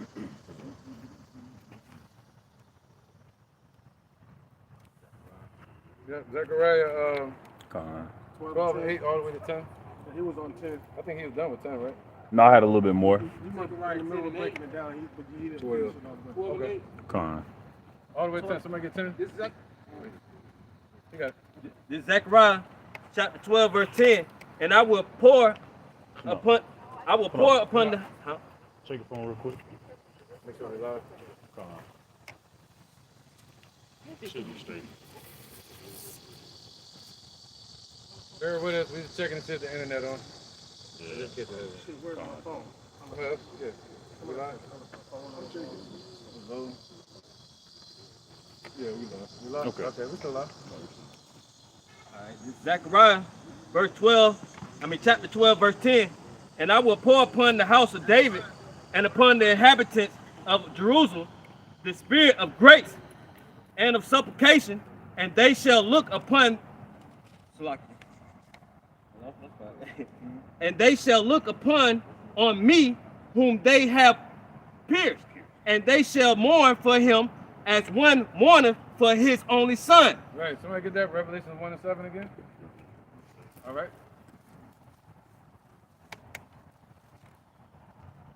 It's Revelation chapter 1, verse 7. Behold, he cometh with clouds, and every eye shall see him, and they also which pierced him, and all kindreds of the earth shall wail because of him. See, that matches up perfect with that scripture. You know? So, and they're going to wail. We're going to be crying out too, seeing the Lord, man. The one that they pierced and killed. You know, and 2/3, they're going to be crying out when they see him as well. Because they're going to realize that, damn. I fucked up. Wisdom of Solomon chapter 5, that's what that is. All right? They're going to say they have erred from the way of truth, man. And they're going to feel that destruction. Wake up, shame. That's right. 1 John 3 and 2. That's right. Any points y'all go. 1 John 3 and 2. 1 John chapter 3, verse 2. Right. Isaiah 55 and 1, all the way to 3. It says, "Behold, now are the sons of Yahweh." Oh, go ahead, read that again, brother. Oh, Shalak, it says, "Beloved." Huh? Now are we the sons of Yahweh. Right, so now we become what? Close to the Lord again, basically. Becoming his sons again, man. By being in the truth, yo. We have a chance to be the sons of Yahweh. He said what? Those that serve the Lord must serve him in spirit and in truth. So we can be connected to him. Go ahead, brother. It says, beloved, now are we the sons of Yahweh, and it doeth not yet appear what we shall be. Right, so it does not appear yet what we shall be, see, but it bear grain of it. We bear the grain of what we shall be. This is beauty that we're doing right now. That we say, put on that strength, put on that beautiful garment. All right, so we bear the grain of the spirit of Yahweh Shai. That's the grain of what's coming, man. Just like when we saw Yahweh Shai when he was walking the earth, he bear grain of what he was going to become. And look what he became. So we bear grain doing this work of what we shall be, man. Think about that, you know? Go ahead. It says, but we know that when he shall appear, we shall be like him. Right, what did he say? That last scripture, he said what? We're going to look upon him and see him. And be wailing out, crying out, like over somebody's son that was born, a lost son. All right, so this goes hand in hand with it. He said what? Go ahead up. It says, but we know that when he shall appear, we shall be like him. Mm-hmm. For we shall see him as he is. See that? So we're going to see Yahweh Shai, man. But what is he going to be doing? So to be able to look at Yahweh Shai is power in itself. Look what happened to John the Revelator. When he saw Yahweh Shai, he passed out. And he said, I fell on the floor as one that was dead.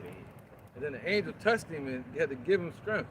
So what do you think the Lord is going to give us to be able to look at him? Strength. Right, he's going to put on strength for us so we can look at him and talk to him. I ain't probably going to be talking. He ain't saying shit. Silent to the motherfucker, yeah. Because you know, it's going to be like being in a room with a lion. He's going to have that energy on him. Like the Punisher. He bears not the sword in vain, man. You know, somebody, the destroyer of a soul, he can destroy a soul and put you in slavery. He ain't just gonna kill you. Be like, all right, your soul go to the Father. You cease to exist. If he chooses to, it can happen. All right. So where was that? 55 and 1. 55 and 1 all the way to 3. Yep. It's Isaiah chapter 55 and verse 1. Yep. Ho, everyone that thirsty, come ye to the water. Right, so the Lord is calling out. He said, I stretched out my hand all day. He said, everybody that thirsty, except for you, Esau. You know? Everybody of his people. That's who his voice is to. All right, and mainly of the elect. Go ahead. And he that have no money. Yeah, you don't have to have money like in these churches. In the churches, what's that? Baptist? All of them. First Baptist. No, First Baptist specifically. You gotta have a certain. Specifically downtown. You gotta be in a certain tax bracket to go to their church. And you got to set up direct deposit. Yeah, but the Lord said what? Isaiah 55 and 1. Ho, everyone that thirsty, come ye to the waters. Yep. And he that have no money, come ye, buy and eat. Yeah, come. Buy wine and milk without money. Buy wine and milk without money. You gotta go to the store. You don't have to go to the store and buy it. I got you, brother. You don't have to get food stamps. You know? You don't have to go get the Mickey Vicky to get it. You know that. You know, the Lord said, what? Come buy it without money. Man, you don't have nothing that you can give to him, man. This is a gift. This is called grace. All you got to do is just show up and be a willing body. Pay a little attention. Yes. Pay attention, man. That's the beauty of Yahweh Shem Yahushai, rather than men putting their, hold on a second. Rather, I say fine, I ain't gonna lie. But rather than men putting their egregious rules on how you're supposed to follow Yahweh Shem Yahushai. But it's all you need is faith and hope, and then following the lifestyle that Yahweh Shem Yahushai left through his law, statutes, commandments. It's very, very simple. But man likes to confuse it and profane it. So like, he made it so simple to where we don't have to go through rigorous training like Navy SEALs to get on the battleground to. He said the weapons of our warfare are not carnal. So if it's not carnal, it's all spiritual. You know where's the burden in that? You know, it says his yoke is easy and his burden is light. You know, he even asked of you to have just as much faith as a mustard seed. You know what I'm saying? So where's the drawback? Yeah. Yeah, we're gonna realize we ain't do nothing. We ain't He's do doing shit. everything. He's doing everything. He said one man water, if another man planted, but it's the Most High to give the increase. And he gave us the water and the damn seeds. Right. And he put the thoughts in our mind to go do it. So he said what? We did that what we were ought to do. And we have been unprofitable servants. That's it. You know? Isaiah 55 and 1 all the way to 3. God, I was on verse 2. Okay, go ahead. It's Isaiah 55 and 2. Wherefore do ye spend money for that which is not bread, and your labor for which satisfieth not? Get that one again. Go ahead, you want to speak with it? Hey, Yeah, two-thirds of our people, they spend money. You can read that again, Babaka Shaw? God, Isaiah 55 and 2. Wherefore do ye spend money for that which satisfieth not? Hey, Con, hey, two-thirds of our people spend money, all right, where it satisfies, what you say, it's not bread, man. It's not bread, man. Hey, it's no nutrients within this, all right, intake that they go here and what they dish out to the people, man. As we were just speaking on about First Baptist, all right? Yeah, that bread is defiled. Hey, Con, man. Like, hey, and that's what two-thirds of our people doing. They're eating their bread defiled amongst the Gentiles, man. All right, up under rulership of them, all right? They working for them. Two-thirds, all right? Hey, Job 9:24, the earth is given to the hands of the wicked. All right, this bread is of Esau. This bread is not of the Lord Yahweh Bashim Yahushua, not that spiritual manner, man. So anything that they're teaching is not going to suffice in the day of trouble, all right? It's going to get you deeper in trouble in that day of trouble, man. Why? Because it shows that you're not on the side of the Lord Yahweh Bashim Yahushua, but yet on the opposing side, man. So therefore, if you're not with the Lord, you're against him. If you're against him, you're in the way. If you're in the way, you got to be moved, man. Right. So, and what did Lord say? He said, what? Nourish thy children, thou good nurse. Come on. So you know, drinking the water from the Lord and the food, you know, eating the whole roll, the word, it's supposed to fill you up, be strength to your bones and to the marrow. But instead, they feeding people moldy GMO food, false doctrine, lies. You know, that been handed down over time. Go ahead, you got something to point? No, it's just Let's try to make the point short, sweet. Con. In any other way, when you give somebody money, you expect to get it back, whether it be increased interest or just simply asking for it back. But when people go to these hardline houses, they don't ask nobody back for their money. They expect to get it through gain, through materialism. Yeah, manifestation. Manifestation. Yeah. Hey, and also with the first lockdown, you know, hey, shit, these people right here, they had two-thirds of our people, the so-called Negroes, Latinos, and Native Americans, all right? Hey, that's how you know they spending money for which is not bread, man. Because they spending all this money, issuing all this money towards these pastors, these false prophets and whatnot, but didn't have any answers of what's going on, man. Right. Hey, a true prophet of the Lord, Yahweh Bashim Yahushua, is not going to say, oh, well, I don't know, I'll get back to you on that, or, hey, shit, we'll find out sooner or later. Hey, the Lord Yahweh Bashim Yahushua is going to be done equip that prophet with the knowledge in order to be able to tell what's going on, man. You know, hey, for hence, Deuteronomy 18 and 18 on down. Yeah, they paying people like TD Fakes. What's his name? Joe Osteen. Old clean your bank account. Yep, you know what I mean? Jesse Jackass. Damn, Stevie Wonder had a video. He tried to kiss the man in his mouth. Hey, seen that shit? Fucking what's his name? Al Sharpton.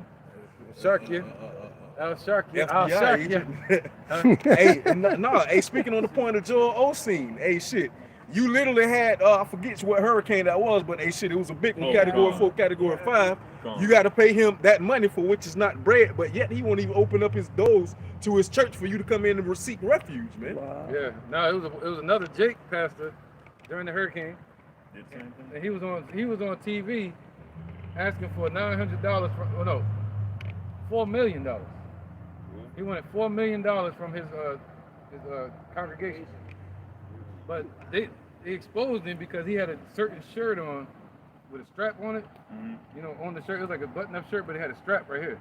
And that specific shirt is $900. Oh my God! So he on TV and wearing that, asking them for $4 million. Come on, man. So they spend all that money for what's not going to profit them at the end of the day. You know? Go ahead. Isaiah 55:2. Wherefore do ye spend money for that which is not bread, and your labor for that which satisfieth not? Hearken diligently unto me, and eat ye that which is good. Right, there you go. That's right, man. He said what? Damn, that's crazy, man. Hold up, 1 second. Go ahead, you got it. All right, this is the book of 1 Corinthians chapter 13, verse 3. And though I bestow all my goods to feed the poor, and though I give my body to be burned and have not charity, it profiteth me nothing. So it's still it's all about charity. It's not about giving money to these pastors, because what they're doing right now is not real charity. What they're doing is charity for themselves, taking goods away from the people and giving it to themselves, and it's not profiting them anything. And that's robbery, and that's thievery, and that's also deception too. So it's a judgment for them, right? And even though somebody may feed the poor, somebody may give food to somebody, but if it's not according to the Lord's will, Yahweh Shem Yahushua, if it's not in Yahweh Shem Yahushua's name, and telling the prophecies and the thing that's coming to pass, it is not a real prophet. It's not. The prophet is nothing. Hey, true charity cover the multitude of sins, man, and that's not what these false prophets are doing, man. All right, so hey, because just like the brother Rakar said, hey, they'll get out here and give out some food, and 10 times out of 10, that shit'll be a ham sandwich, man. And that goes against the Lord Yahweh Bashem Yahushua. Why? Because we don't even supposed to be touching or eating it, Yeah. So therefore, you get out here and present your body as a living sacrifice, close those gaps, beat many back to the marriage as possible. All right, that's true charity. All right, exalting the Lord Yahweh Bashem Yahushua and letting our people know who they are, man. That's the true charity, man. Right. And what do you say? Sow a seed. Anybody say in the church? You gotta sow a seed. Well, look, Haggai 1:6. Ye have sown much and bring in little. I've been going to this church my whole life since I was a little boy. How much tithes you gave? Shit. My first time was 50 cents. Yeah. I remember the first time I gave, a quarter was like 50 cents. Now it's nothing. Ye have sown much and bring in little, man. You see that? Ye eat, but ye have not enough. Ye drink, but ye are not filled with drink. That's what the brother just read. Match up perfect. Constantly going in and out of church. Bible study every Tuesday. Service before the service. Actually come in on the Sunday. So you there at 6 o'clock sharp. Service don't start at 10 o'clock, but you there shit taking in all the bullshit, not learning nothing, man. Hey, so you in there constantly. You're there constantly in season and out of season, and not getting any substance for when you leave out of there, man. It's crazy, because it's the same way. Not like today, you go to a fast food spot, you eat that shit, and then it's like it's not really filling you up. Everybody's been a victim of it. I'm like, yo, what the fuck is going on? I'm like, why am I still hungry the day after? It's the same way with the truth. And it's also, we got brothers up here got plenty of examples of like people that's in the church who will come to us and actually try to learn, and they learn more from us than they do from the church. And they be Bible study. There is Thursday, Sunday.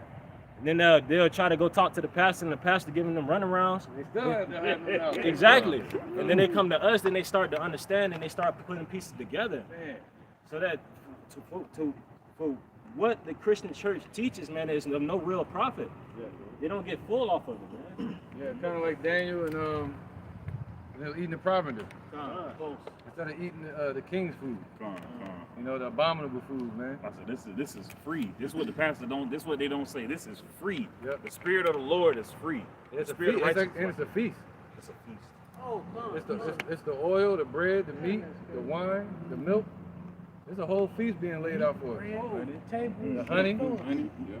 All good foods too. Right. All healthy food. Because these churches, they'll have food giveaways, and that look like good charity. That draws the eyes of the news and all these people of the world, but they're not providing the true charity of Yahweh Shem Yahushua, giving them that substance needed. There you go, bro. Hey. Let me finish this precept too. Go ahead. Hey, man, I was just gonna say something real quick. Hey, the charity that the churches give, was exposed on they clone Tyrone, man. Gone, The stuff gone, that y'all gone. handing out is poison, literally. You know, hey, we don't want it, man. Right. All right. It says what? Haggai 1:6. Ye clothe you, but there is none warm. And Jake tried to clothe themselves not with righteous garments. They clothe themselves with unholy garments. Hey, gone. $900 service. You cover with the covering, but not of the Lord Yahweh Bashem Yahweh Shai. There you go. Thank you. Gone. All right. Ye clothe you, but there is none warm, and he that earneth wages to put it into a bag with holes. So even in this world, when you go to work every day, they got them stealing from us there, and they stealing from you with your faith and these religions, and they stealing from you in the banks, and they stealing from you in the streets with the police departments. They got to make their bonuses. All right. Work, taxes on the working money. Yeah. Work, all that stuff. Yeah, thanks a lot too, brother. Yeah. This is Matthew chapter 10 and verse 8. Heal the sick, cleanse the leper, raise the dead, cast out devils freely. Right. So Ye have received. No, go ahead. That was good. Freely ye have received, freely give. Right, you got it. And I bring that out, hey, just because the Lord gave us this understanding, this truth freely, we ain't have to do nothing for it. The same way we're supposed to teach the so-called Negroes, Latinos, Native American, you know, and bid them to the truth, to the marriage. You know, the same way, freely, not expecting some money behind it or some type of cash thanks. Materialism. Hey, come because when you go in to think about the money, you care less about the people. That's why I think it's Jeremiah. These pastors, they don't care about the flock. They care about themselves, all right? Those bad hirelings, all right? You have hirelings, whether it be good or bad. But, hey, you have those bad hirelings. They don't care about the flock. They just care about themselves, man. And also going back to what the brother Rakar was speaking on earlier, too. All right, hey, we supposed to be out here to heal the sick, cleanse the poor, cleanse the leper. Hey, but hey, if you're one of these false prophets, you can't do that. Why? Because you don't have the true, proper nutrients to give to people, man. And you giving that defiled bread amongst them. So how therefore can someone get the true nutrients in order to heal themselves, man? Hey, that's why the Lord Yahweh Bashem Yahweh Shai gave us every herb-bearing seed, all right, in order to get healthy with, man. But also it says in the book of Wisdom of Solomon 15, it's also these words that bring us to health. All right, it's these words that bring us to good health, man. So therefore, that's why we have to seek after the Lord Yahweh Bashem Yahweh Shai and take hold to these words in order to be healed and made whole again, man. All right, you got a point? Yeah, I just want to add on because these churches and these Christianity as a whole they don't have access to the river of living waters. Only the men of the Lord gonna have that access, man. So what they're giving you is nothing but BS, man. They don't have no nutrients to give you. Only the men of the Lord can give you access to that river of living water, man. Right, and that goes into 2/3 thinking that what gain is godly. Gain is godly. And the Lord called those places harlot houses, cages full of birds. You know, you're gonna see a lot of Jacob in there. All right, so their churches be full, wall to wall, mega churches. Yep. He said, wide is the gate that leadeth to destruction, but narrow is the way that leadeth unto life, and few there be that find it. All right, precept. All right, go ahead, bro. Just to back up y'all point. This is Matthew 7 and 15. It says, beware of false prophets, which come to you in sheep's clothing, but inwardly they are ravening wolves. So the Lord says, beware of false prophets. And there's a lot of false prophets in these so-called churches. It is what it is. When you start to measure them and line them up according to the scriptures, you find out that they're basically they're there to tear you away from salvation. They're there to charge you money and push you further away from what's actually right.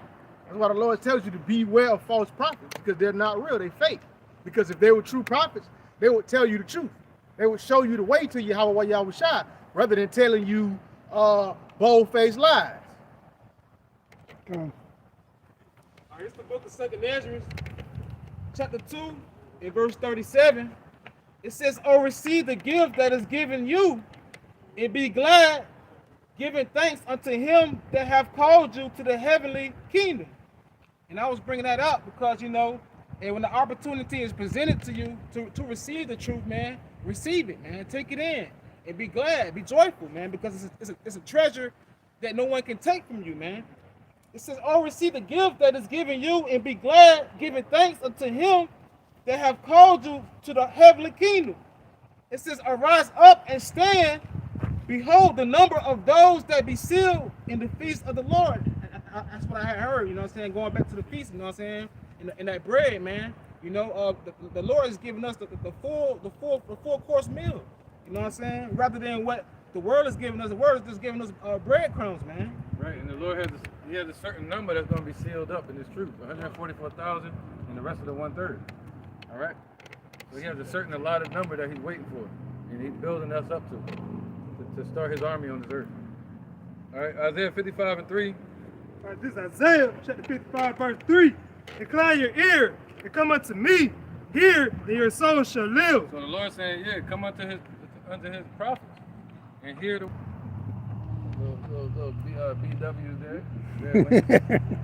What? Not bad renters, but bad.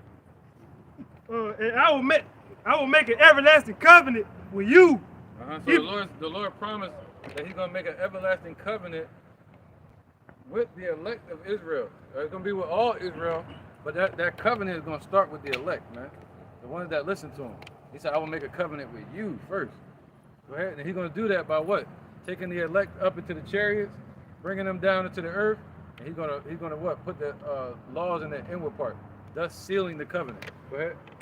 Even the sure mercies of David. So even the sure mercies of David. So we'll get all the mercies and the promises that were promised to David, to King David, man.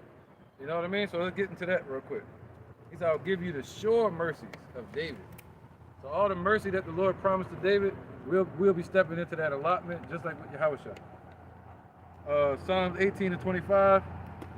Oh, goodness. All the way to 50. Oh, we can split it up though. There's gonna be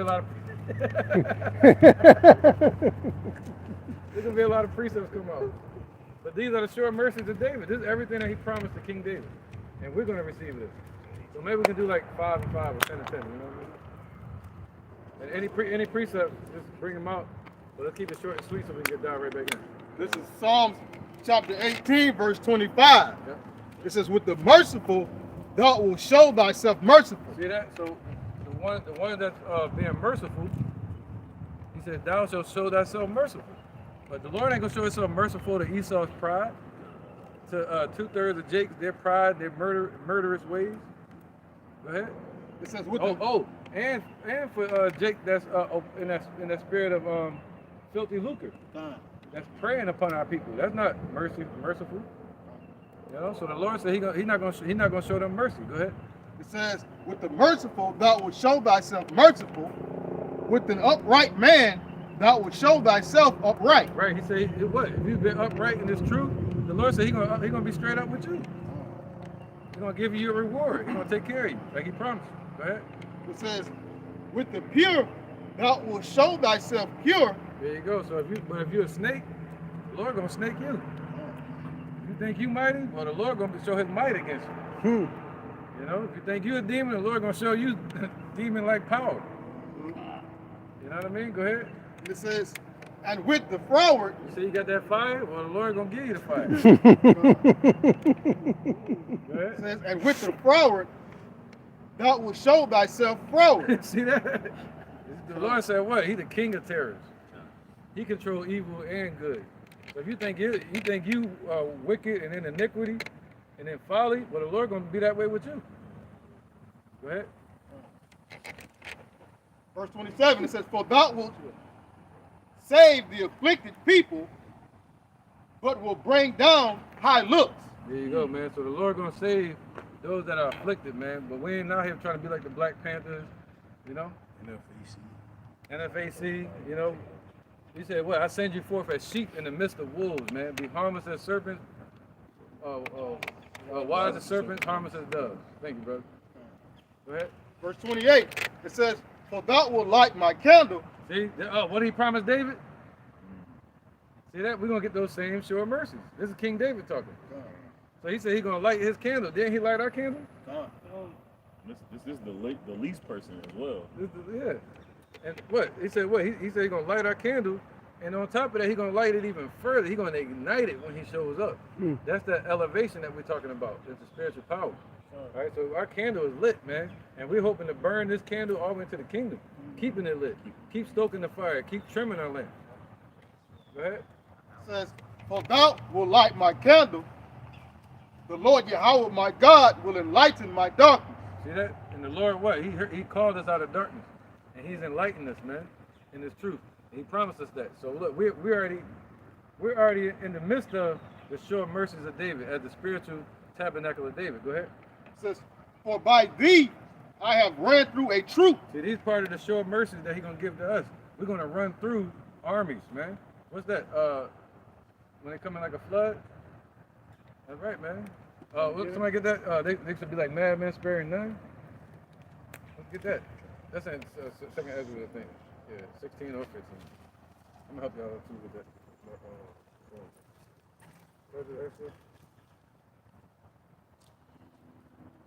Second Ezra 16 and 71. Yep.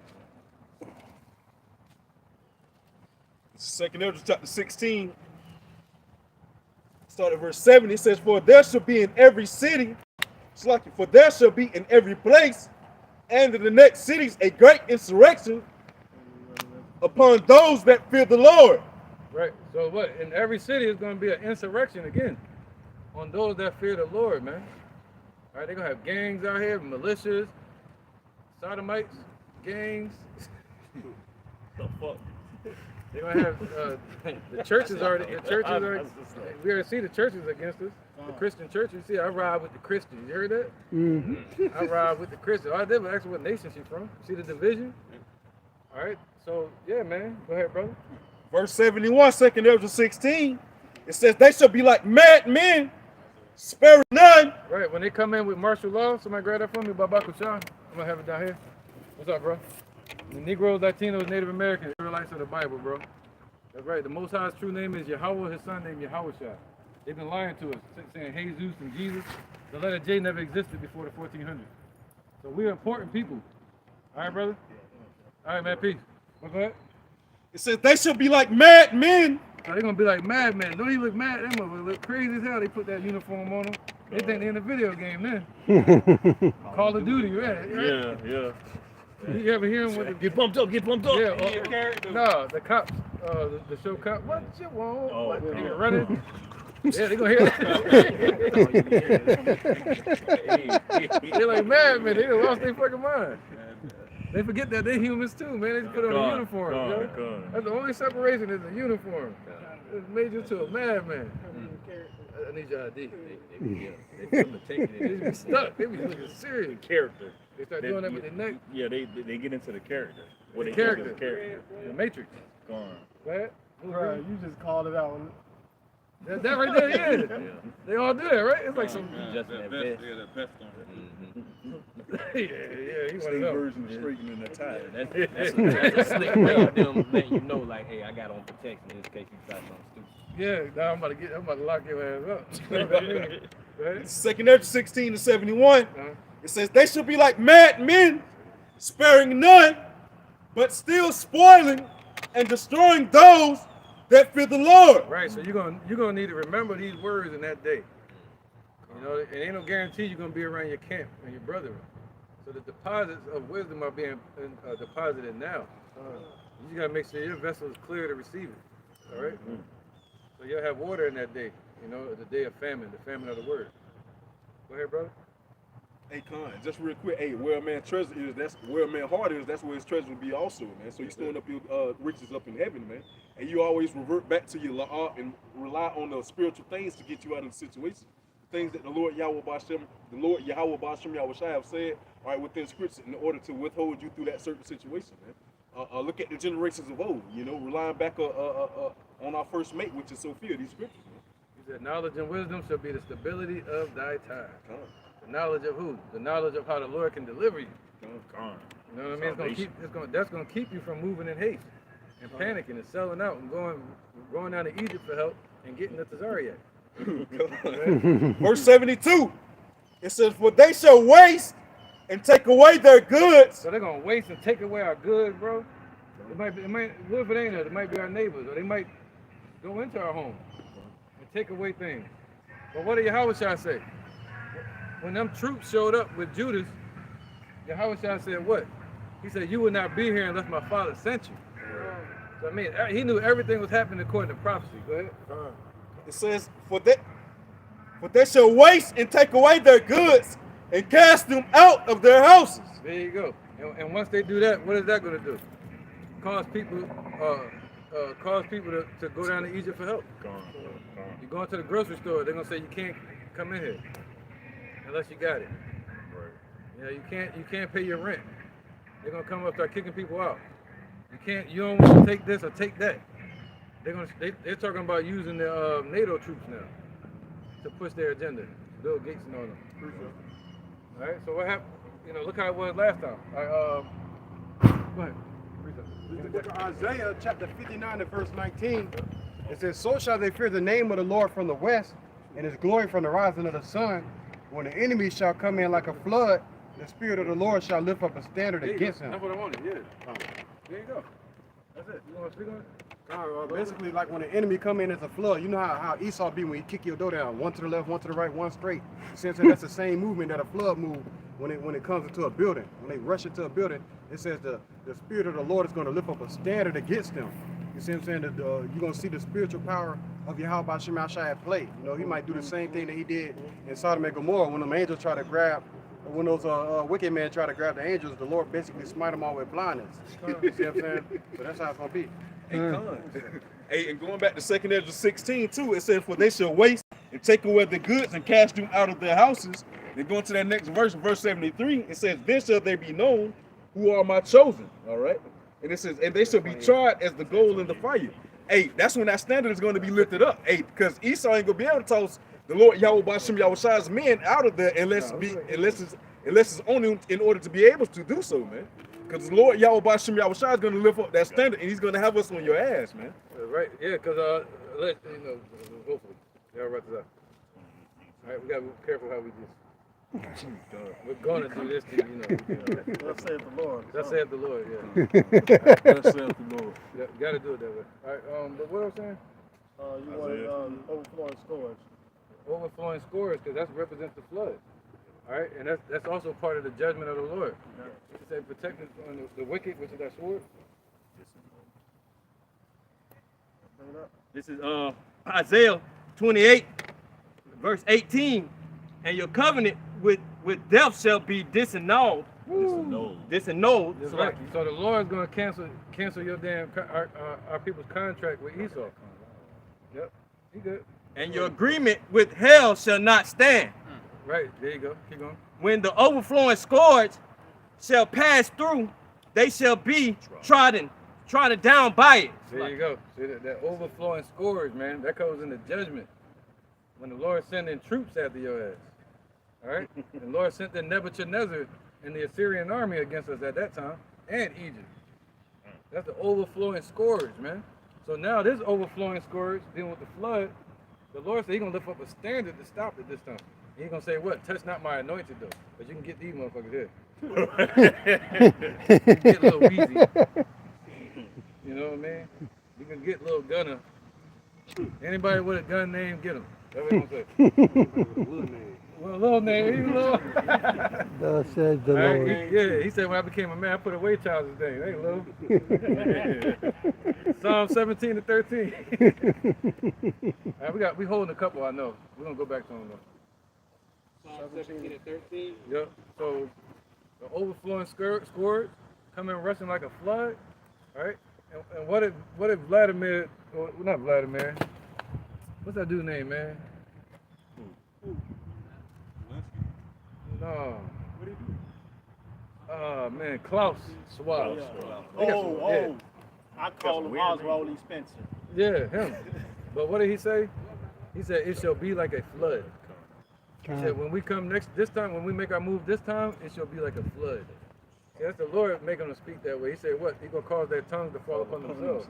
All right, and the mystery of iniquity got to be revealed. They're revealing themselves. All right, somebody holding that? Somebody got it?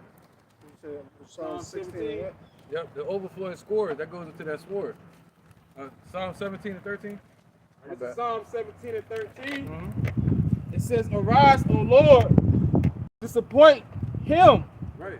cast him down, deliver my soul from the wicked, which is thy sword." See that? So what did the Lord say? How should I say to them Roman soldiers and the people that was with Judas? He said, "You wouldn't be here unless my father sent you." That's the reason you standing at my door. So when that martial law troops standing at your door, you know why they're there. It's for a test. It's for a trial. And the Lord told you how to be in the midst of a storm. He told you to be stoic. You know, and trust in Him, man. He's going to deliver it. Just remember what He did to Sisera's army with the iron chariots, man. Imagine that at that time, all you have is swords and staffs and arrows, but they got iron swords. Iron chariots and weapons with it, you know. So today, Esau is in that same stead as Goliath compared to David as a child. The comparison in battle, you would think he would lose, but the Lord is able to do a lot with a small number. What was that one lesson you did where the rats ate their weapons? Of the enemies. Yeah. Like a whole bunch of rats that went and ate their bow and arrows. That's right. Somebody said precept. That was you. You said it first. You dive right in. Go ahead. This is James chapter 1, verse 1. It says, verse 2, my brethren, count it all joy when you fall into diverse temptations, knowing this, that the trying of your faith worketh patience. So ultimately, going in what the elder said about them burger troops coming to your door, and you know why they're there, because the Lord sent them. So you wouldn't be here because of the Lord Yahweh, and you know what spirit to be in, and having patience in the Lord, and knowing that you got to count it all joy. You're in that state. And understand at that moment, you might receive spiritual power. So when you see it show up, it might be good to have a smile on your face, like this is it. This is it. Y'all want to come in here, huh? I'm very happy to. Y'all want something to drink? Turn into Tony Montana. Tony Montana. Come on! You cockroaches. Right. Who got something? Go ahead, bro. In the book of Isaiah, chapter 28 and verse 15, it says, because ye have said, we have made a covenant with death, and with hell are we at agreement.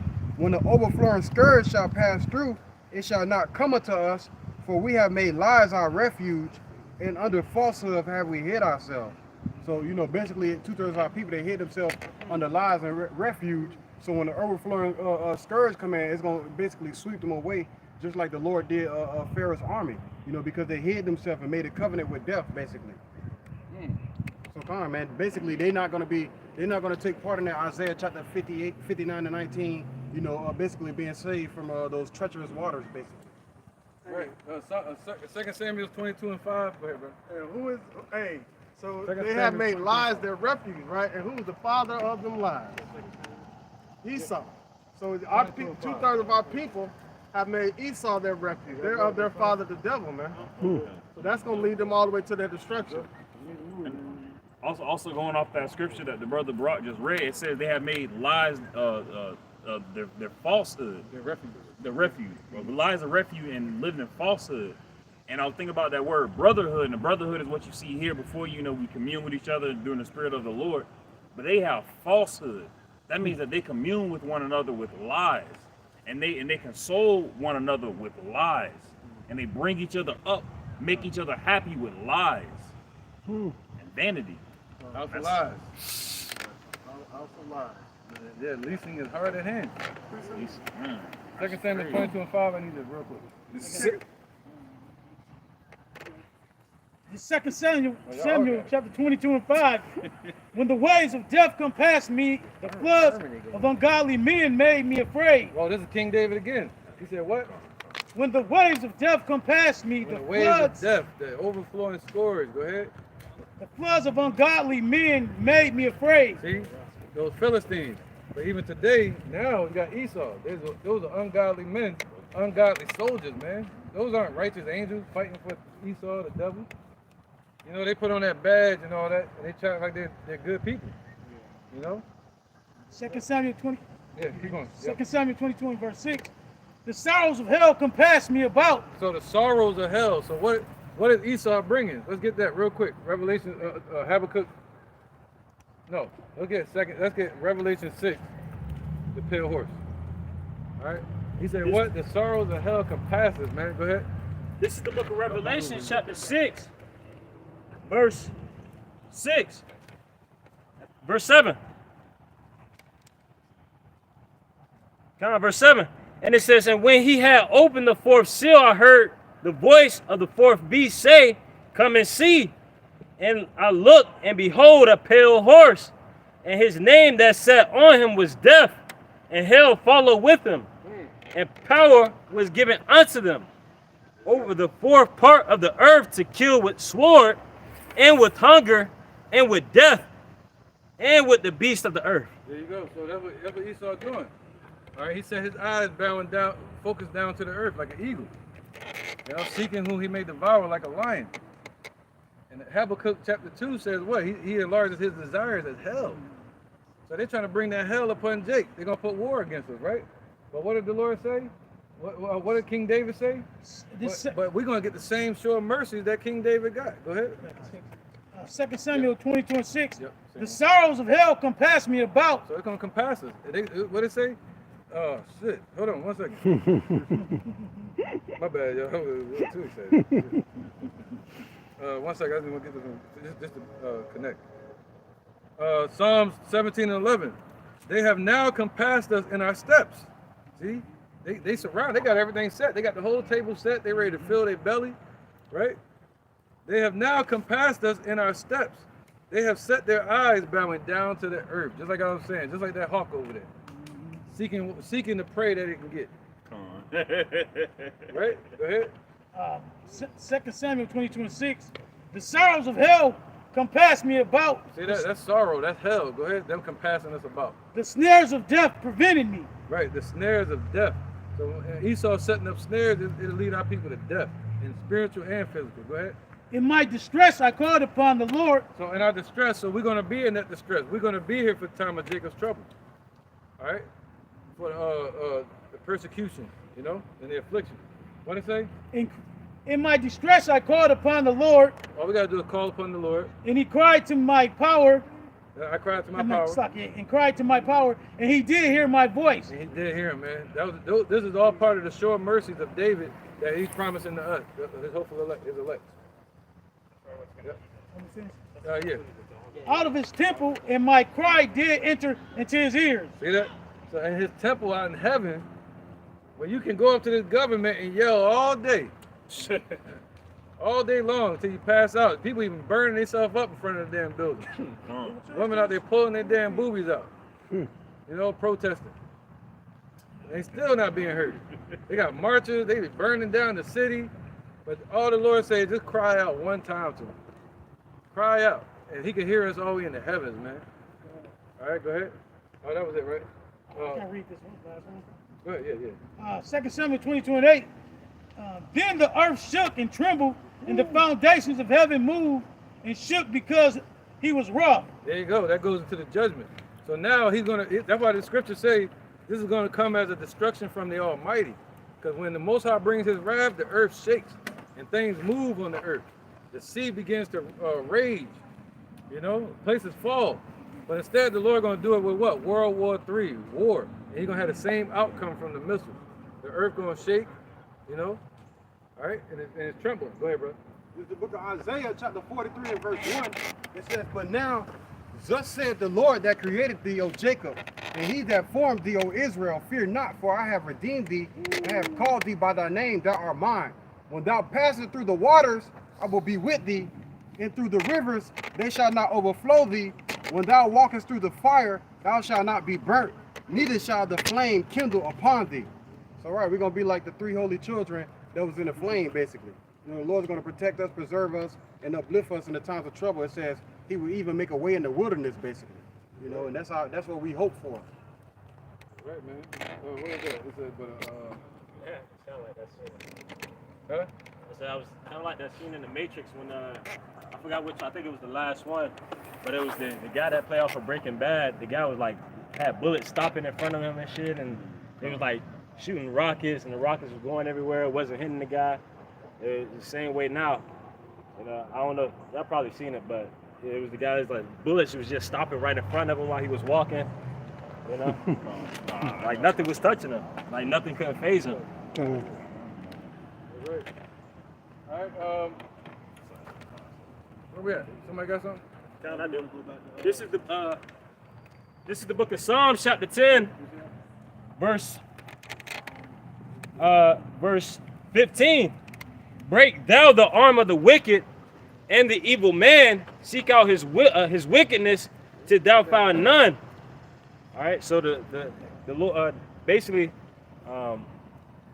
it was a point that one of the brothers had said, but just breaking the wicked, whenever they come in rushing like a flood, and the Lord lift up that standard, that's when they'll see the true power of Yahweh Bashim Yahushua, and they're not going to be able to comprehend it. Because imagine seeing something so mind-blowing till the wicked can't understand, because the wicked can never understand righteousness.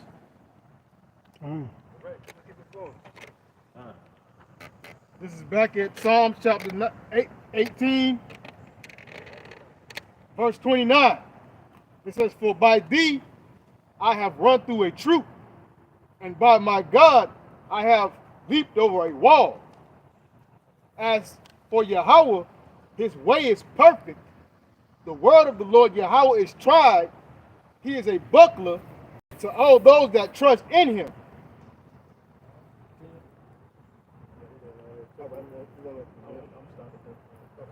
Verse 31. Okay, I'm with you. My bad, I'll read. Go on. It says, verse 30, it says, as for Yahweh, his way is perfect. Right. As for our God, his way is perfect. Not in these churches, not Jesus. We believe in Yahweh Shai, the true name of the Messiah. All right, not Jesus. We don't deal with Zeus. Go ahead. It says the word of the Lord Yahweh is tried.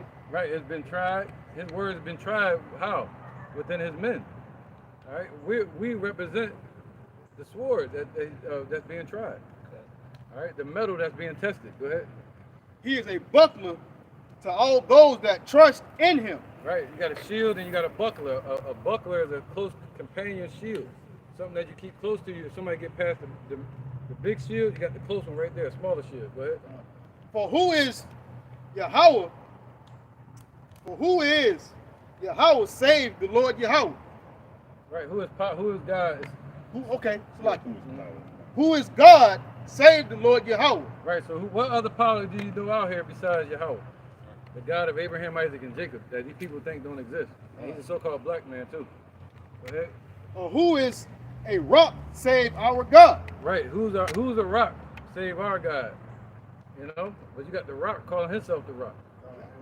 Go ahead. It says, it is Yahweh that girdeth me with strength. Right, it's Yahweh that's going to gird us with strength, not this world, not this nation. You know, not America, not Esau. They can't gird you with strength. Everything they gird you with is going to destroy you. You know, they take coverings, but not of Yahweh. It says, and make it. It says, it is Yahweh that girdeth right. Everything Esau give you going to be degenerate or messed up. If they give you something for being warm, you're going to be cold. If they say it's going to make you cool, you're going to be hot. You know? They're going to have smallpox in it. We're going to have smallpox. Oh, you just said it. You're gone. Look what they did to us. They promised us, they came up with a smile, they really meant us harm. The end was thought was what? War. The words were smoother than butter. The words were smoother than butter. But the end was hard with what? Drawing swords, man. So any way Esau approaches us, it's the opposite. You know? A little more small, they're giving out that monkey now. Yeah. That's another one. That's Tazariak, right? You know what I'm talking about?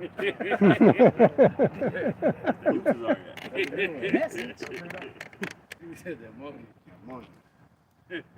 Proverbs chapter 23, verse 6. Eat not thou the bread of him that have an evil eye, neither desire thou his dainty meats. For as he thinketh in his heart, so is he. Eat and drink, saith he to thee, but his heart is not with thee.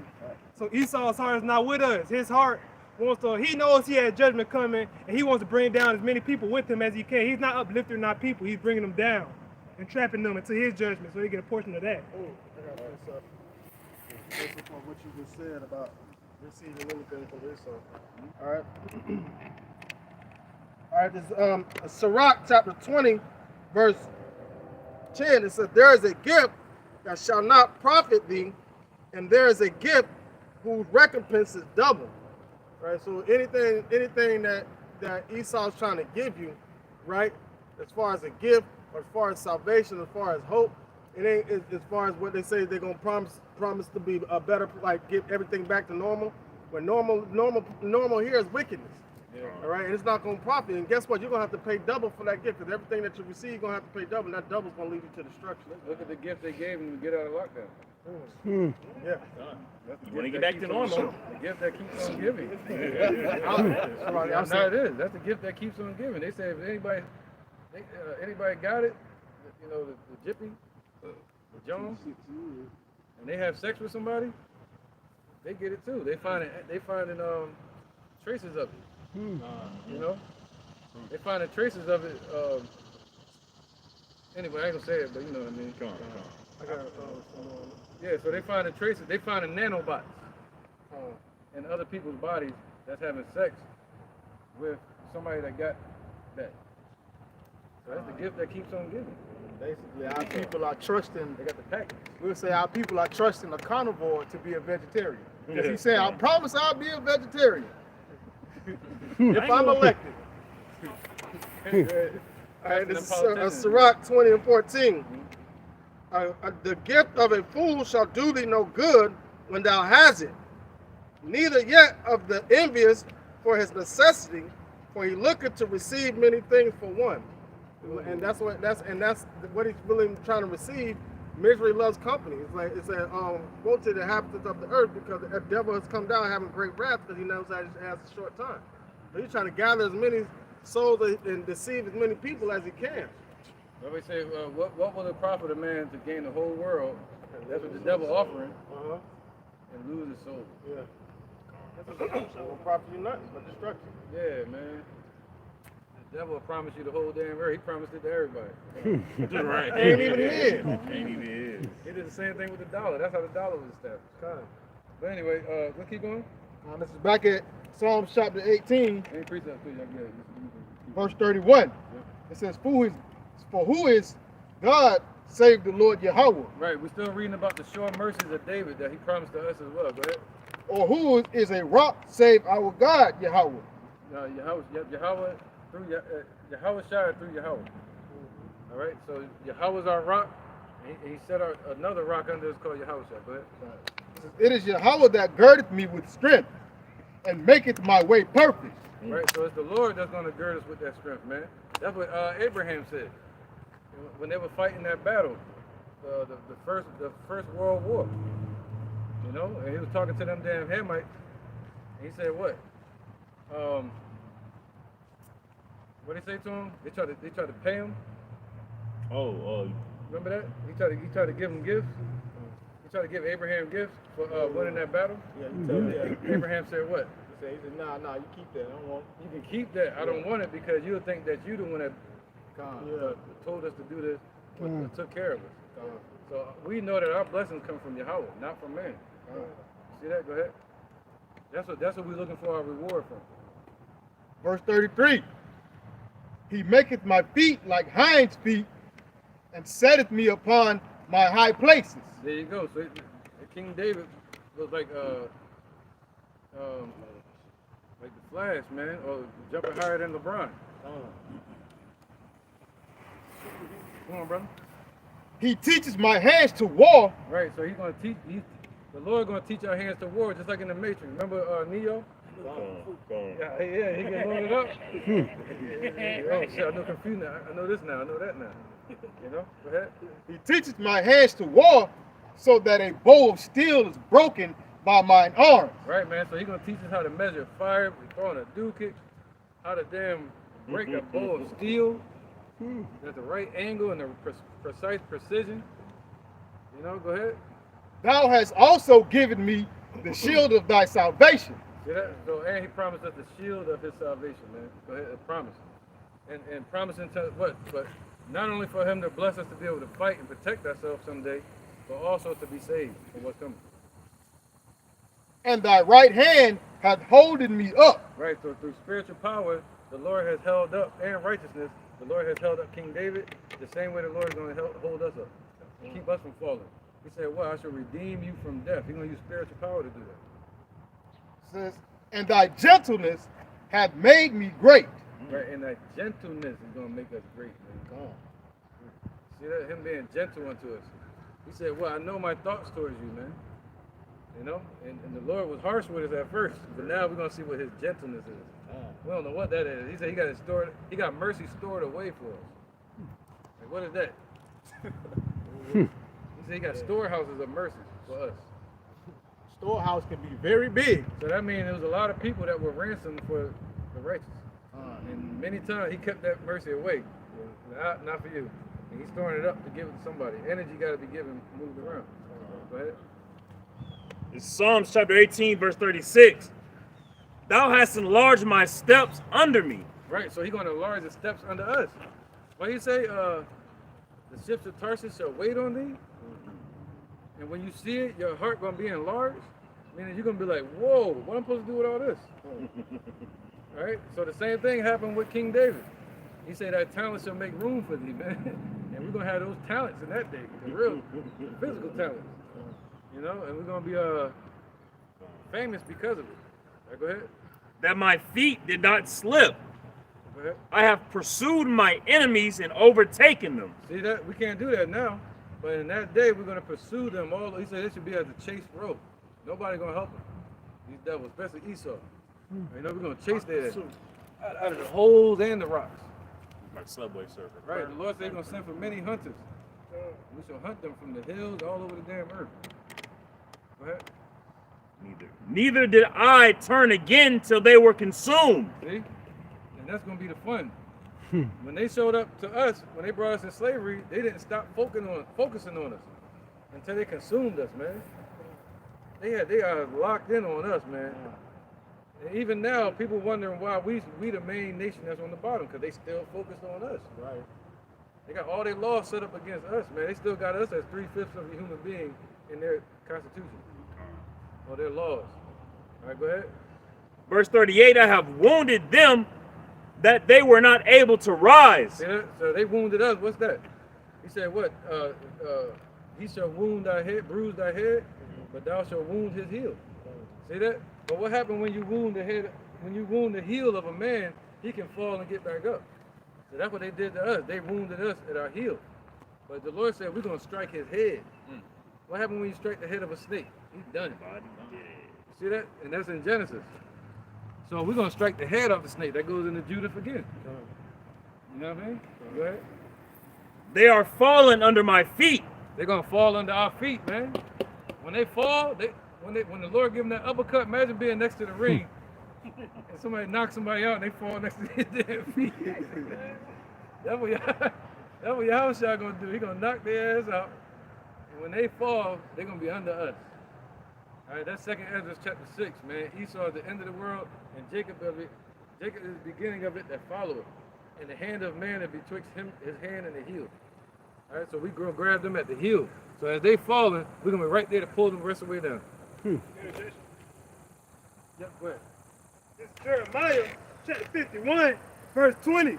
Thou art my battle axe and weapons of war. For with thee will I break in pieces the nations, and with thee will I destroy kingdoms. And with thee will I break in pieces the horse and his rider.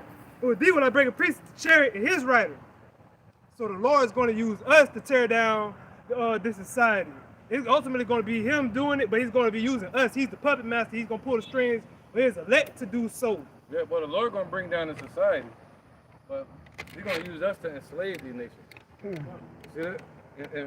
And bring them to their place. So it's going to be a targeted judgment on these devils.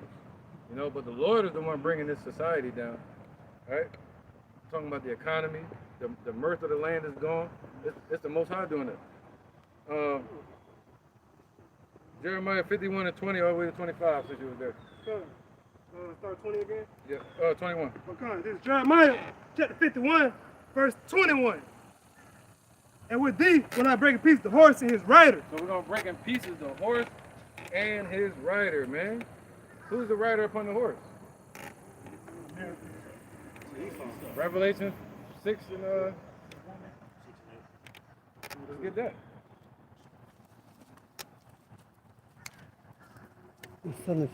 This is Revelation chapter 6, verse 8. And it says, and I looked, and behold, a pale horse. There you go. And his name that sat on him That sat on him. was death, Yeah, it's Esau. and hell followed with So him. the Lord gonna destroy death, physical death, spiritual death, and Esau, who is death himself. All right, somebody got something? Somebody got that service. I'm gonna keep going. Everybody else can kind of start moving things. Service upon horses. Service upon horses, man. Yeah, service upon horses. Somebody grab that? Oh no, we good. Let them do that. Go ahead. Just pick them up, dog. Okay. Somebody got it? Oh.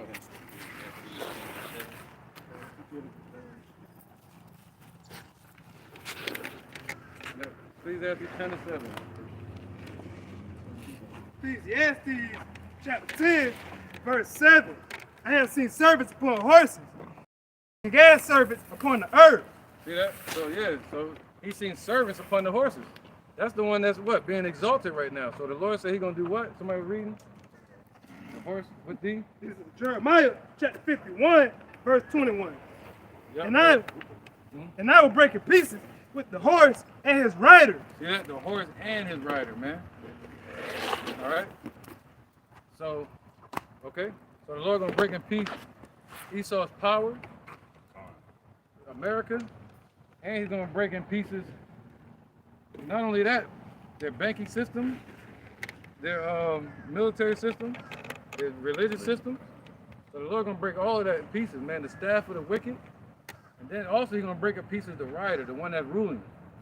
All right, that wickedness. Go ahead. And bringing that hell on us. The Lord about to break all our chains. What's up, brother? He's gonna break the yoke of iron from off our neck. Go ahead. Isaiah 55 and 22. With thee also will I break in pieces, man and woman. Right there. Isaiah 14 and 3. Isaiah 14 and 3. Yeah. Yep. Isaiah 14 and 3. Yeah. This is Isaiah Well, maybe 4. 14 and 4. It says that thou shalt take up this proverb against the king of Babylon and say, how hath the oppressor seized? Yeah. 14 and 1.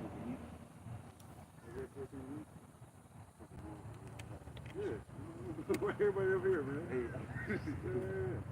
this is Isaiah 14 and 1. 3, 2. All right. 2. All right. It says, and the people shall take them and bring them to their place, and the house of Israel shall possess them in the land of the Lord for the servants and handmaids, and they shall take them captives, whose captives they were, and they shall rule over their oppressors. Right. Yeah, we're gonna rule over our oppressors. So the Lord gonna use literally our hands. Let's get that. Ezekiel 25 and 14. All right. So the Lord gonna want to reach these devils. He's gonna do it through us. This is Ezekiel chapter 25 and verse 14. Yep.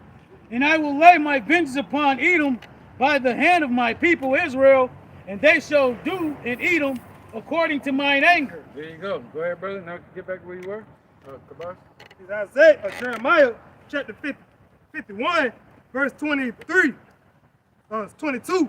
With thee also will I break in pieces the man and woman, and with thee will I break in pieces old and young. Right, man and woman too. And old and young. You're gonna get their ass kicked. These little niggas, anyway. Caught that one, didn't I? Let me get something else real quick. Thus says the Lord. Caught the shit out of that one. Micah 7 and 10. Right, man.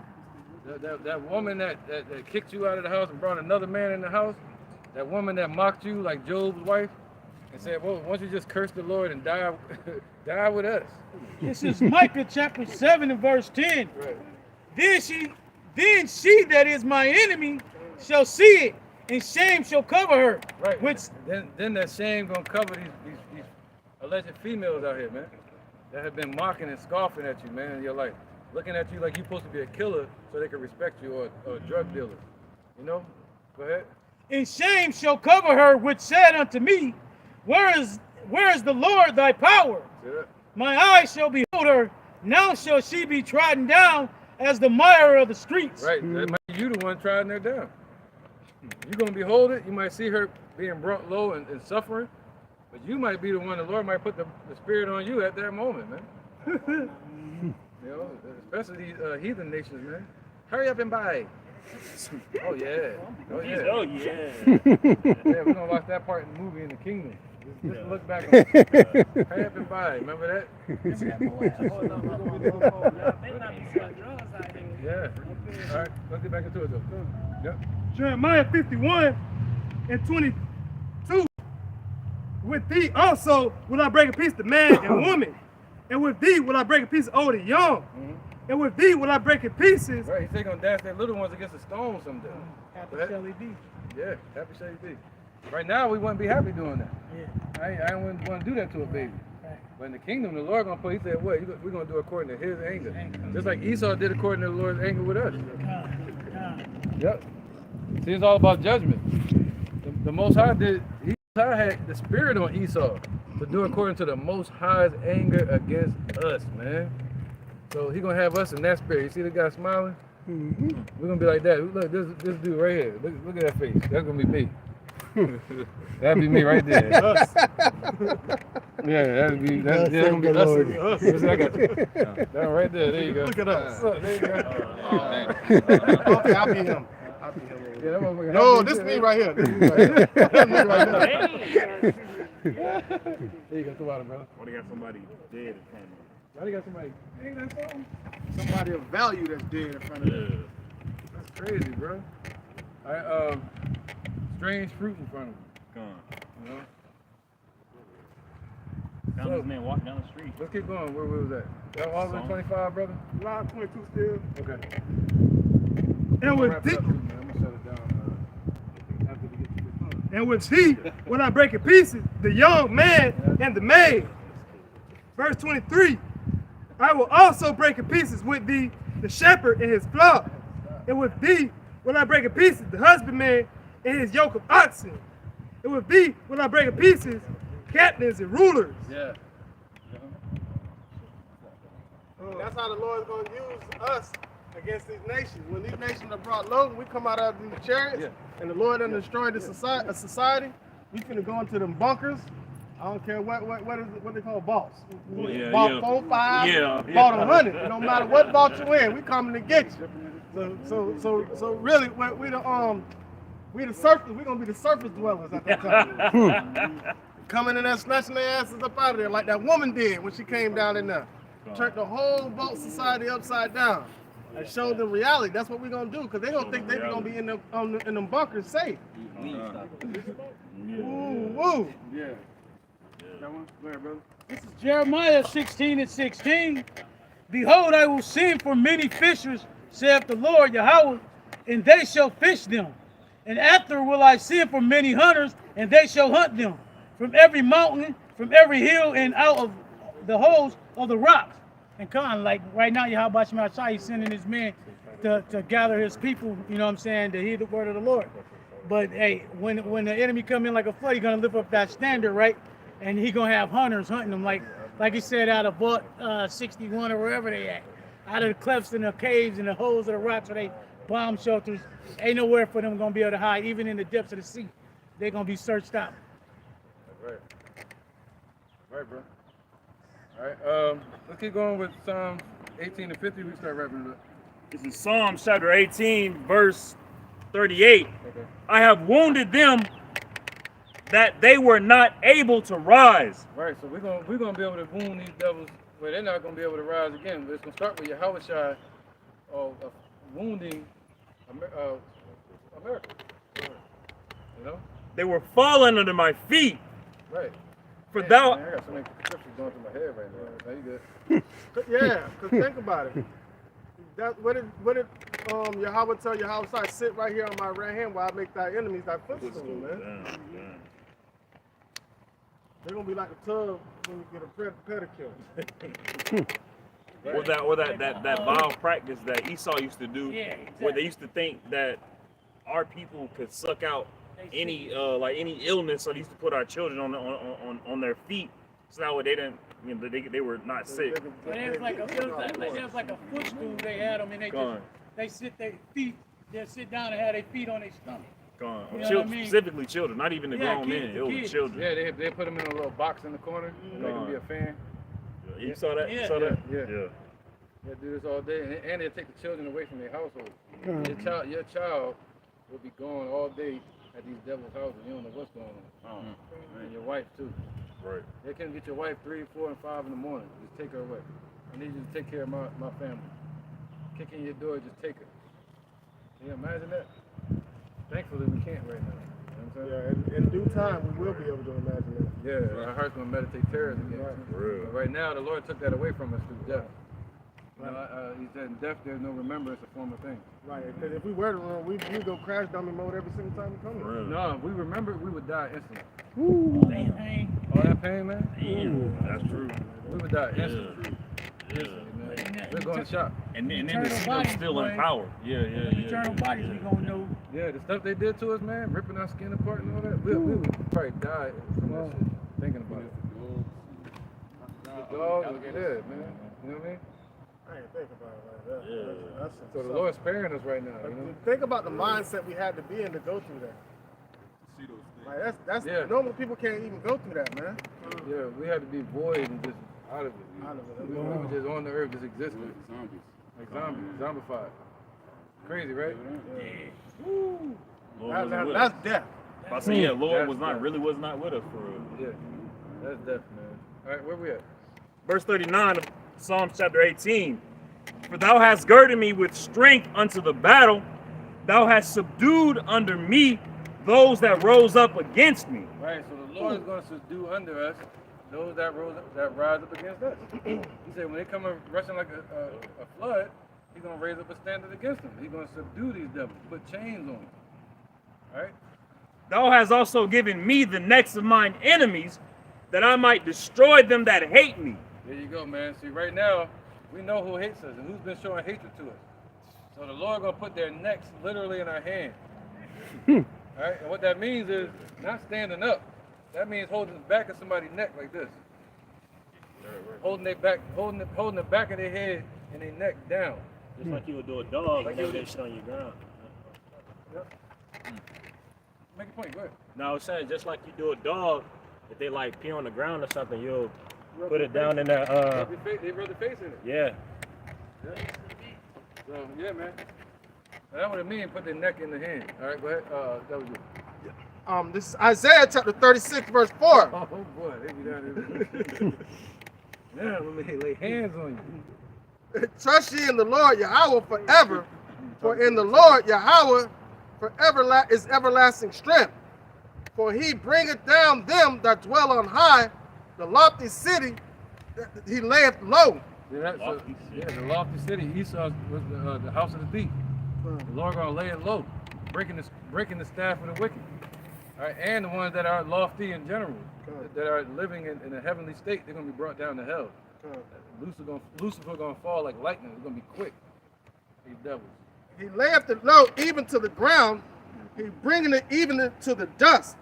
The foot shall tread upon it, shall tread it down, even the foot of the poor and the steps of the needy. The foot of the poor. These poor little feet. I'm definitely in that number, bro. I'm good. I'm with that. I ain't ashamed. These poor little, these little Marshall shoes. Stomping over shit. Yeah, these little Walmart sneakers. And if I may add on too, just going back to that point when we're gonna have their neck in our hands too, man. And just like the brother was speaking on, the same thing that you do with a dog, and you put them there, like you put their face in their mess. All right, well, not necessarily in it, but right there close enough to it, they know that they did the shit. All right, they do that, but so they can know not to do it again. All right, and that's what we're gonna do with Esau, man. And they're not gonna do it again. But hey, it's not gonna be like that, man. And yeah, it's gonna be cut off after 1,000 years because you're a professional fuck up, man. So hey, shit, you're gonna have to be cut off after those 1,000 years. The other nations, we're gonna have to constantly have my hands around your neck, man, showing you the different atrocities that you did. No, not for you to do them again, man. Right, he said, They're saying these that you little- won't do them again. Yeah, this little light of mine, this little feet of mine. I'm gonna kick your behind. That's gonna be the new song in the kingdom. Our children gonna be singing it. Hey, I got another one. Yeah, go ahead. Interjection, yeah, go ahead. This Isaiah chapter 51, verse 22. Thus saith the Lord Yahweh, that power that pleased the cause of his people. Behold, I have taken out of thy hand the cup of trembling, even the dregs of the cup of my fury. Thou shalt no more drink it again. We shouldn't be trembling right now. The Lord's saying they should be trembling. You know, and what's that? Slavery. They're gonna drink it. We're not gonna drink it ever again, man. You know, any point on it? Well, no, basically, like you made the perfect point. I didn't even think about it like that. What was that Western movie with Idris Elba in it and Regina King, A Harder They Fall? Like the whole time they were transporting him as a prisoner, they were bucking up at him and thinking like he was just cool the whole time because he knew I'm finna be bust out of these chains in the field and we finna beat y'all behind. Dude, that's exactly what they did. And that's exactly what they did. Exactly what they did. All right, keep continuing. All right, verse 23. But I will put it into the hand of them that afflicted thee, which has said to thy soul, bow down that we may go over, and thou hast laid thy body as the ground, as the street, and to them that went over. So the Lord, like, so now the table's gonna turn. You know, we used to have to lay our bodies down on the ground so they women could walk over puddles. You know, that's the kind of stuff that they used to do to us. So imagine if we're gonna do it according to the Lord's anger, because He said He just gave us a little drop. So that was just a little speck. Yeah, we wouldn't know what to repay anyway, because most of the judgments we've learned about, we saw it in the movies. Right. So the Lord recorded everything. He got that precise HDDD 4,000. 25K. Yeah, 25,000K camera. Yeah, the Lord recorded in detail everything we went through. 1080. You got that 777p. Got that super clear. Complete Color and everything. Yeah. You gonna put the picture in your mind, like, what's this? Yeah. All right, well, where was that? Back in Psalm chapter 18, verse 41. They cried. Yeah, we're there. They cried, but there was none to save them. Right. Even unto the Lord. Yep. What's gonna happen? He said, "What? The rich man gonna cry out in hell when they get the cup in their hand, the dregs of slavery and the Lord's wrath. They're gonna be crying. We was crying out to the Lord. We cried out for help, and we ain't get no help from them. But the Lord did help us. He did help us, man. You know. So, but when it's their turn, they're gonna cry out, and they're not gonna get any help. That's Isaiah 27 once again. You know. All right, I'm gonna get it. You going? Oh yeah. They cried, but there was none to save them, even unto the Lord, but He answered them not. Right. Real quick, Isaiah 27:7. Hath He smitten him? Hath He smitten Jacob? As He smote those that smote him? See that? As the Lord have smitten these devils that have smitten us, has the Lord smitten us the way He's going to smite them? But the Lord said He's going to be merciful with us, and He poured it out with measure. With them, He said He's going to do it without measure. He ain't going to measure it. It's going to be like, man, get them until they destroy it. He have smitten him as He have smote those that smote him. Or hath he done? Or is he slain according to the slaughter of them that are slain by him? So once Esau is slain, and they're laying in their dead state, meaning powerless, it's going to be to their consumption. But the Lord said, what? He left us a remnant, you know, to be here today. All right, go ahead. This is Revelations 18:6. Right. Reward her even as she rewarded you, and double unto her, double according to her works. In the cup which she hath filled to her double. Right, man. America about to be destroyed, bro. All right. The Most High's true name is Yahweh. His son named Yahushua. They lied to us in these churches. Revelations 1:3. It says, "Blessed is he that readeth." What's the main thing they did to us in slavery? Killed us for reading. So we the ones that gotta read. Once you read that Bible, you're gonna be like, who the Israelites? That's us. All right, we're not African, we're not black like your shirt. We brown, different shades of brown. The Negroes, Latinos, and the Native Americans. You see, we all got the same type of story. We the Israelites, bro. We God's chosen people. All right, but only a few gonna make it out of what's coming. You know, World War III, New World Order. All of those are judgments from God, allowing these devils to do what they want. All right, only on a few of our people, the ones walking around with their pants sagging, you know, walking around like this, you know, that blonde hair, getting that, you know, recently with the lockdowns, you know what I'm talking about. So you go on and on, you know the list. It just ain't right. It's something off. The Lord gonna judge them, man. Anybody eating pork, shrimp, lobster? There's so much in the Bible that they're keeping us from reading, man. Get you a KJV, and if you can, just start reading. And you can subscribe to us on YouTube too. What's your name? He got a flyer for you. I didn't think he had one, but he got one. Yep. Yeah, I'm a Howard Warren too. Just let you know. Yep. What's your name, bro? I'm Jalen. Jalen? Yes, sir. My man. Nice to meet you, bro. Nice to meet you. Nice to meet all y'all. Yeah, go ahead. You can bring it up. Yeah, go ahead. That is Check Jeremiah. us out on YouTube when you get home. Bring that YouTube up. Jeremiah, chapter 28, verse 8. The prophets that came before me and before thee of old prophesied both against many countries and against great kingdoms, of war and of evil and of pestilence. The prophet which prophesied of peace, when of the word of the prophet shall come to pass, then shall the prophet be known that the Lord have truly sent him. Right, you got it. And that's what we're out here to do. We're here to give warning to our people, the so-called Negroes, Latinos, Americans, Native Americans, true Israelites of the Bible. And the speckled birds bearing the same spirit, we give them the warning of the Lord, of the prophecies to come to this place. And whether they hear it or forbear, this is our sole duty of being here, to shine the Lord's light. That's right. All right. So where was that? Psalm chapter 18, verse 42. Then did I beat them small as the dust before the wind. I did cast them out as the dirt in the streets. Yep. All right, you have a good day, man. Peace, peace. Yo. All right, go ahead.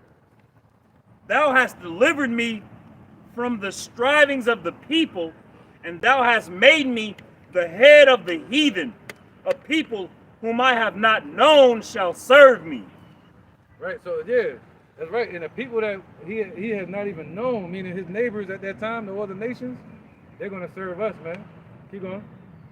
As soon as they hear of me. As soon as they hear of us. That was King David at that time. God. When he was establishing King David, he said, as soon as them nations around him hear about him, so once the Lord, Revelation 21, once we come down out of the heavens as New Jerusalem, the nation's going to hear about us. Like they did in Egypt. When we came out of Egypt. When we came out of Egypt, they heard about us. We heard what y'all did to the Egyptians. Caleb and all them, that's right. Go ahead. So they're going to hear about it again. Y'all did it valiantly. As soon as they hear of me, they shall obey me. They're going to obey. What? Oh, wait. I thought Russia was going to come up. China. Yeah, everybody coming against us. They're going to obey. Once they hear that, they're going to obey. Yeah.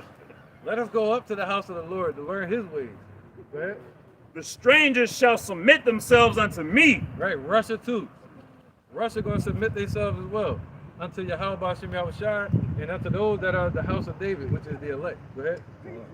The strangers shall fade away and be not afraid out of their close places. Right, they're going to fade away little by little till they consume, man. All of their power and their substance going to be consumed until they have nothing left.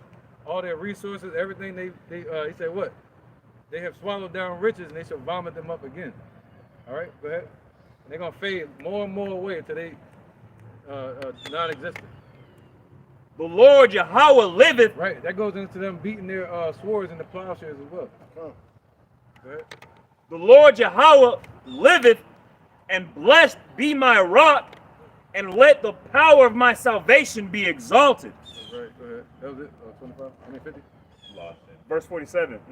It is Yahweh that avengeth me, and subdueth the people under me. Right, so the Lord told us to give place unto wrath, man. We don't have to go out and avenge ourselves, man. Don't fight no small battle when we're trying to win the spiritual war. You know what I mean? So you got a point? Hey, no, hey, just like the elder said, man, don't go out here trying to fight a small battle. And when it's the Lord Yahweh Bashim Yahushua, it's going to end the battle, man. You know, hey, come on, end the war. You know, hey, because what can we do? Shit, we go out here kicking the gut against his leg, and it's doing no damage. So therefore, we got to wait for that power, that anger of the Lord Yahweh Bashim Yahushua in order to do so. Man.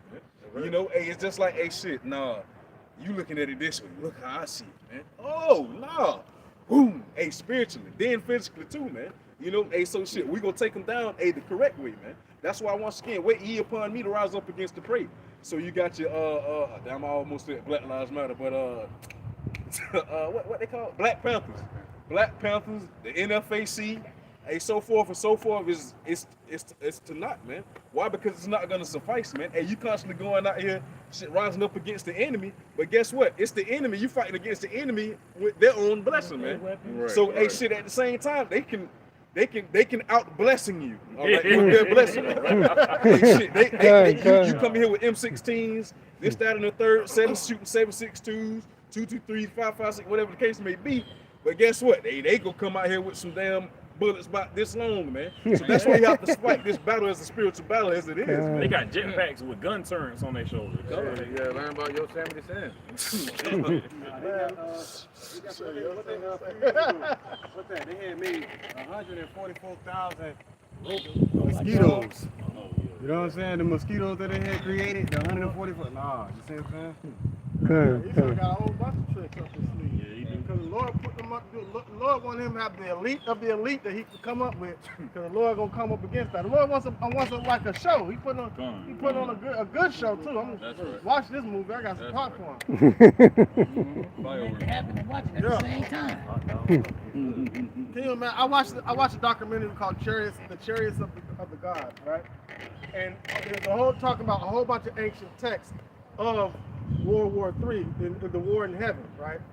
And they got exactly how Ezekiel described them, you know, chariots with men in them, and you can tell by the way they're shaped, right?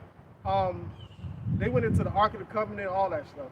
You can tell by the way it's shaped that it's easy to ride in and ride upon, because it has, like, man, you just got to see it. Look it up, the chariots of the gods, right?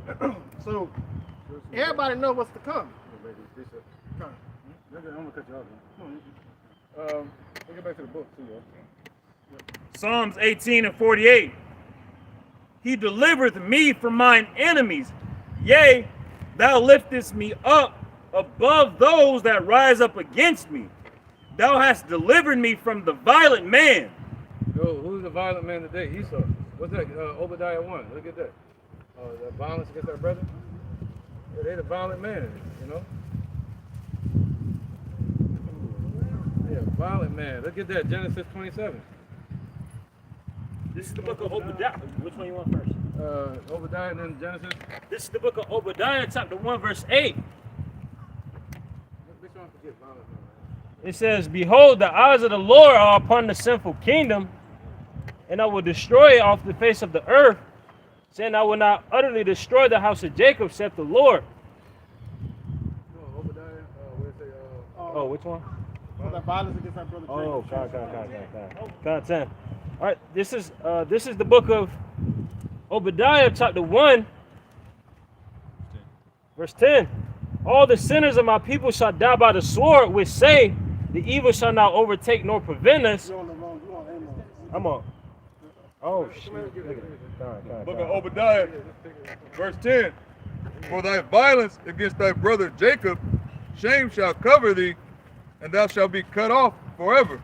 For that violence against their brother Jacob, what they did to us and their violence against us, that slavery, you know, that yoke of iron, we put the yoke of iron upon our neck, you know, double time. They trying to put a second yoke on there, New World Order. You know, but the Lord said that violence against our brother, that's violence. Violent man. Go ahead. Somebody got the other one? No. Yeah, Genesis 27 is 4. This is Genesis chapter 27. Do I have another blessing for me, Father? Verse 34? I don't know. You can see it. Come on.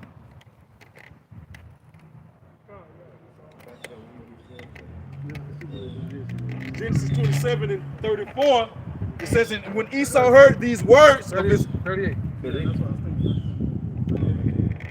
Genesis 27 and 38, and Esau said unto his father, hast thou but one blessing, my father? Yeah, look at him crying.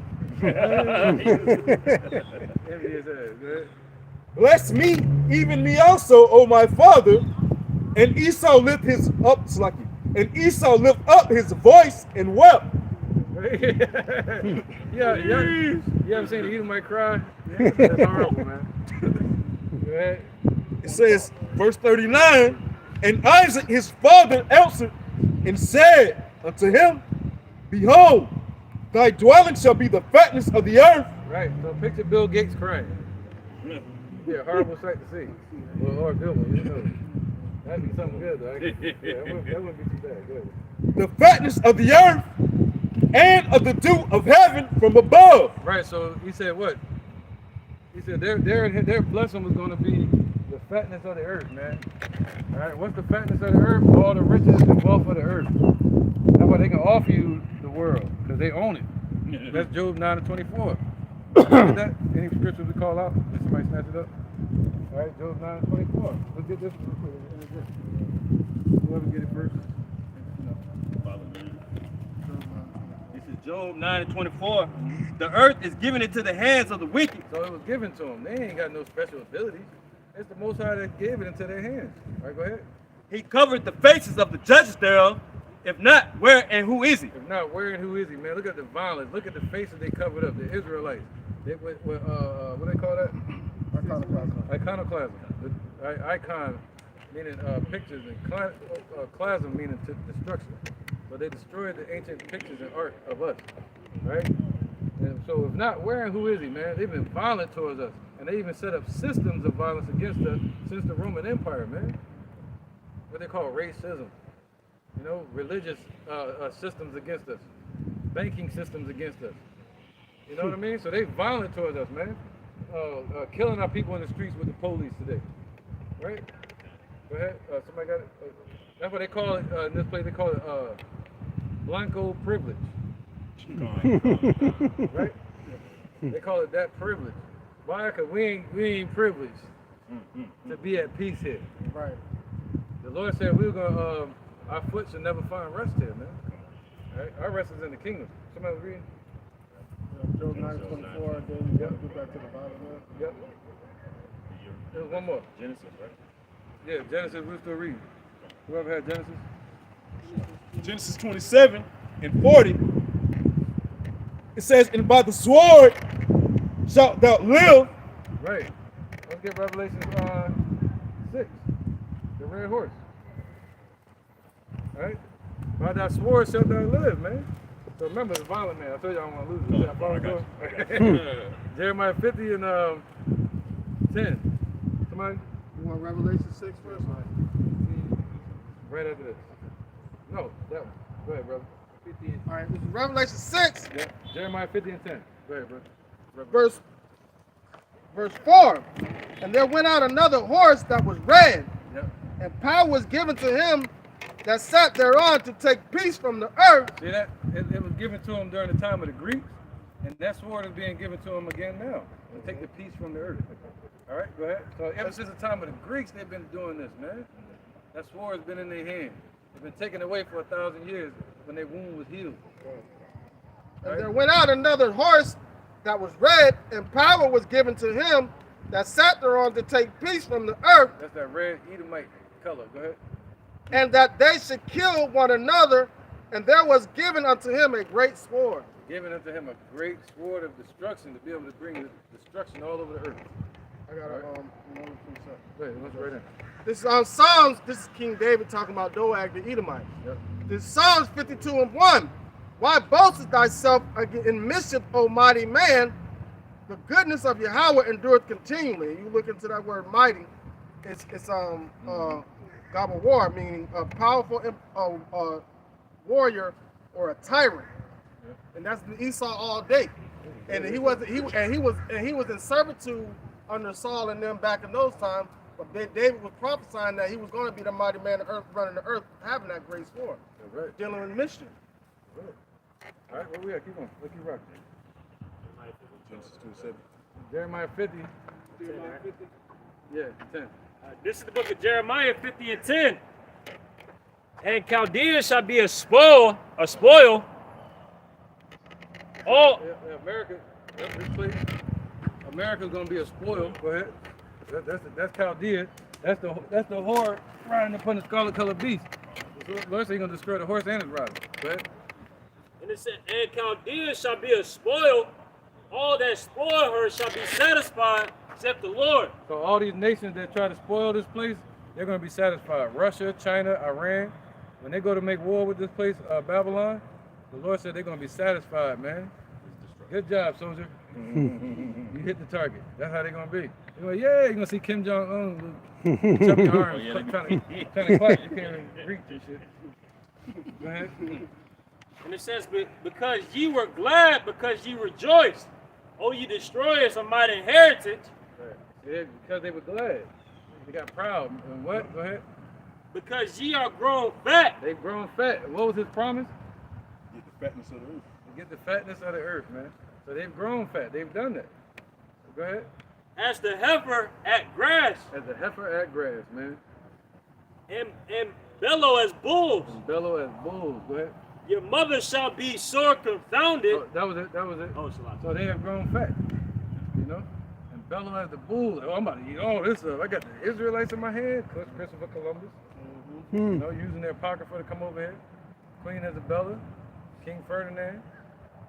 You know, even today, the New World Order, Klaus Schwab, Bill Gates, Yuval Noah. You think you guys have a spirit?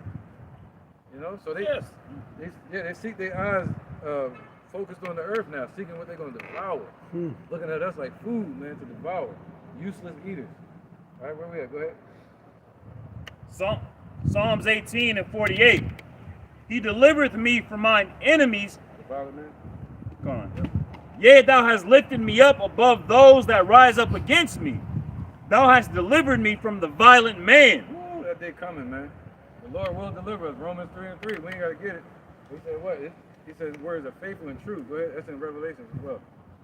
Therefore will I give thanks unto thee, O Yahweh. Oh, here's the short mercy. Therefore, we're going to give thanks unto Yahweh because we know the victory is coming. Just like King David did. Go ahead.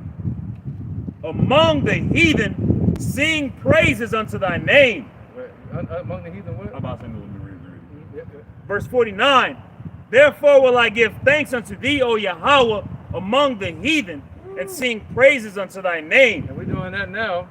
And in the kingdom, we're going to do that among the heathen. We're going to be singing praises right in front of their face. He said, we're going to walk in the light of it. And you know, Jake likes to show off. That's right, man. Anything they bring to us, they're going to be like, I brought you a ship set. I think you get the hell out of the way. walk into like one of the slaves' house, just light up the place with your whore while they trying to sleep. I'm just chilling. Yeah, man. All right, go ahead. That was it? Well, verse 50. Uh-huh. Great deliverance giveth he to his king, and showeth mercy to his anointed, to David, and to his seed forevermore. Able to show mercy. All right? He said it. He promised us to have the sure mercies of David. He said he's going to show that to us, to David, his king, Yahushua, who was also Solomon, and to his seed forevermore. All right? That's talking about who? All the nations that are up under the tabernacle of David, starting with the elect. All right? So I think we should wrap it up, Friday. Does anybody got any precepts? Any precepts? I got it. All right, let me see if I got one more too. Hold on. I mean, I got a bunch on it. I'm gonna try to cut it short. Yeah. 1 to 7. Let me see. I got it. Yeah, let's get that. 2 Timothy 1 and 7. And you got one? All right. This is the mindset that we should be in, man. Not running down to Egypt for help and moving in haste. Yahushua wouldn't do that. Yahushua wouldn't run to Egypt for help. And we should be following the example of Yahushua. Right. This is 2 Timothy 1 and 7. For Yahweh have not forgiven. Yahweh have not forgiven us, have not given us the spirit of fear, but of power, of love, and of a sound mind. So that's it. So a sound mind is gonna be hard to come by in that day. Right, even though it's like saying two peas in the pot. Even though we're in the same pot with 2/3, we're still a different type of substance. You know, we got a different substance. The Lord told us not to have fear. A lot of them have fear. A lot of the murder that happens out here in the street, that happens from fear and hatred. You know, and we're not going to embody all those things, man. You know what I mean? So even though we're in the same melting pot, America, the Ephah, right, that was set upon his own base in Shinar, America, Babylon, America, we're different. You know, we're going to have the spirit of stoicism, of faith. Faith as small as a mustard seed can move a mountain and cast it into the sea. So through our prayer, these nations are going to be cast down into the sea. All right. Hebrews 11:6. Yep. This is Hebrews chapter 11 and verse 6. Right, and this all goes into the Lord giving us what? The sure mercies of King David, man. But without faith it is impossible to please him. For he that cometh to Yahweh must believe that he is. So first you got to believe that he even exists. And 2/3 not even trying to hear that. They saying cause him to cease from before us, man. So you got to believe that he even exists. They'll laugh at you like, what? And you done study so deep into the you look at them like, yo, these people crazy, man. For real. Yeah, go ahead. For he that cometh to Yahweh must believe that he is, and that he is a rewarder of them that diligently seek him. See that? Just like King David. He promised us to give us what? The sure mercies of David, man. All right, so, any more precepts? I got one. Yeah, bring them out. Let's go. Go ahead. Joshua chapter 2, verse 10, going back to when they see him, they shall obey. For we have heard how the Lord dried up the water of the Red Sea for you when you came out of Egypt, and what you did to the two kings of the Amorites that were on the other side Jordan, Sihon and Og, whom ye utterly destroyed. As soon as we heard these things, our hearts did melt, neither did there remain any more courage in any man because of you, for the Lord Yahweh, your power, he is power in heaven above and in earth beneath. So that's what's courage. coming. No more courage. No more courage. I ain't got no problem with you, bro. Simba. The faucet right behind you. Good. All right, what does it say right here? Let's back you up. 2 Ezra 2:28. The heathen shall envy thee, but they shall be able to do nothing against thee, saith the Lord. that's what's gonna happen. You know, the Moabite. Go ahead. We're gonna know it in their heart. Even they're gonna be like, yo, you like, yo, yeah, you only saying that Fake because Yeah. fake it. Hurry up and live. Hurry up. They're gonna be the true definition of fake it to make it. Right? But they're gonna fake it to get destroyed. It's Hebrews 6 and 10. For Yahweh is not unrighteous to forget your work and labor of love, which ye have showed towards his name, and that ye have ministered to the saints and do minister. So that reward, part of that reward is protection for what's to come. Promise all that, man. Yeah, man. The promise of eternal life, peace, mercy, all the sure mercies of David, man. You know, because all these gifts and eternal life and spiritual power is really the surface of the foundation. The foundation is mercy, grace, love, care. This is what the Most High is going to show to us. Right, and these are the branches of that foundation, eternal life. You know, spiritual power. That's the fruit that's going to bear from it. All right? Yeah, man. I'm hype as shit right now. Well, we got my precepts. So, Yeah, go ahead, bro. talking about- You good? Huh? It's talking about overcoming that fear and going back to the scriptures to get that to get that faith, like the brother had brought out earlier. But going into the book of Maccabees, First Maccabees, this is chapter 2. I'm gonna start at verse 49 or verse 50. This is Mattathias, the father of Judah Maccabees, speaking. Now therefore, my sons, be ye zealous for the law. That was 167 BC. Go ahead. And give your lives for the covenant of your fathers. And in this time, we can relate that to also being zealous for Yahweh Shai, because he's the manifestation of the law. It says, call to remembrance what acts our fathers did in their time, so shall ye receive great honor and an everlasting name. Was not Abraham found faithful in temptation, and it was imputed unto him for righteousness? Joseph, in the time of his distress, kept the commandment and was made the Lord of Egypt. Phinehas, our father, in being zealous and fervent, obtained the covenant of an everlasting priesthood. It says, Yahushua, fulfilling the word, was made a judge in Israel. Caleb, for bearing witness before the congregation, received the heritage of the land. David, for being merciful, possessed the throne of an everlasting kingdom. Elias, for being zealous and fervent for the law, was taken up into heaven. Ananias, Azarias, and Mishael, by believing, were saved out of the flame. I brought out earlier. It says Daniel, for his innocency, was delivered from the mouth of the lions.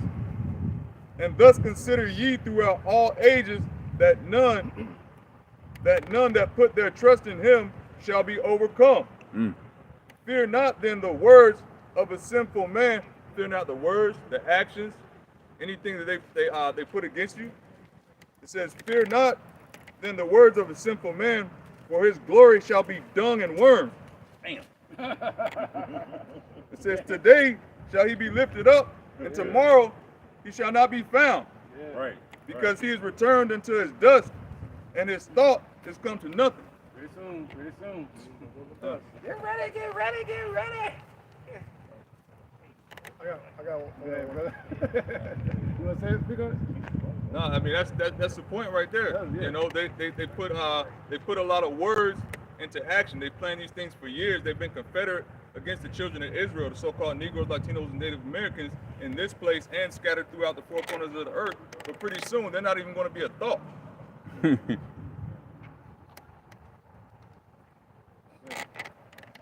Everybody else got to put it up? Yeah, go ahead. Do you want to end it? Bring it to a close. Go ahead. Oh, this is Short and sweet, y'all. Go Go ahead. on. This is Psalm chapter 2 and verse 8.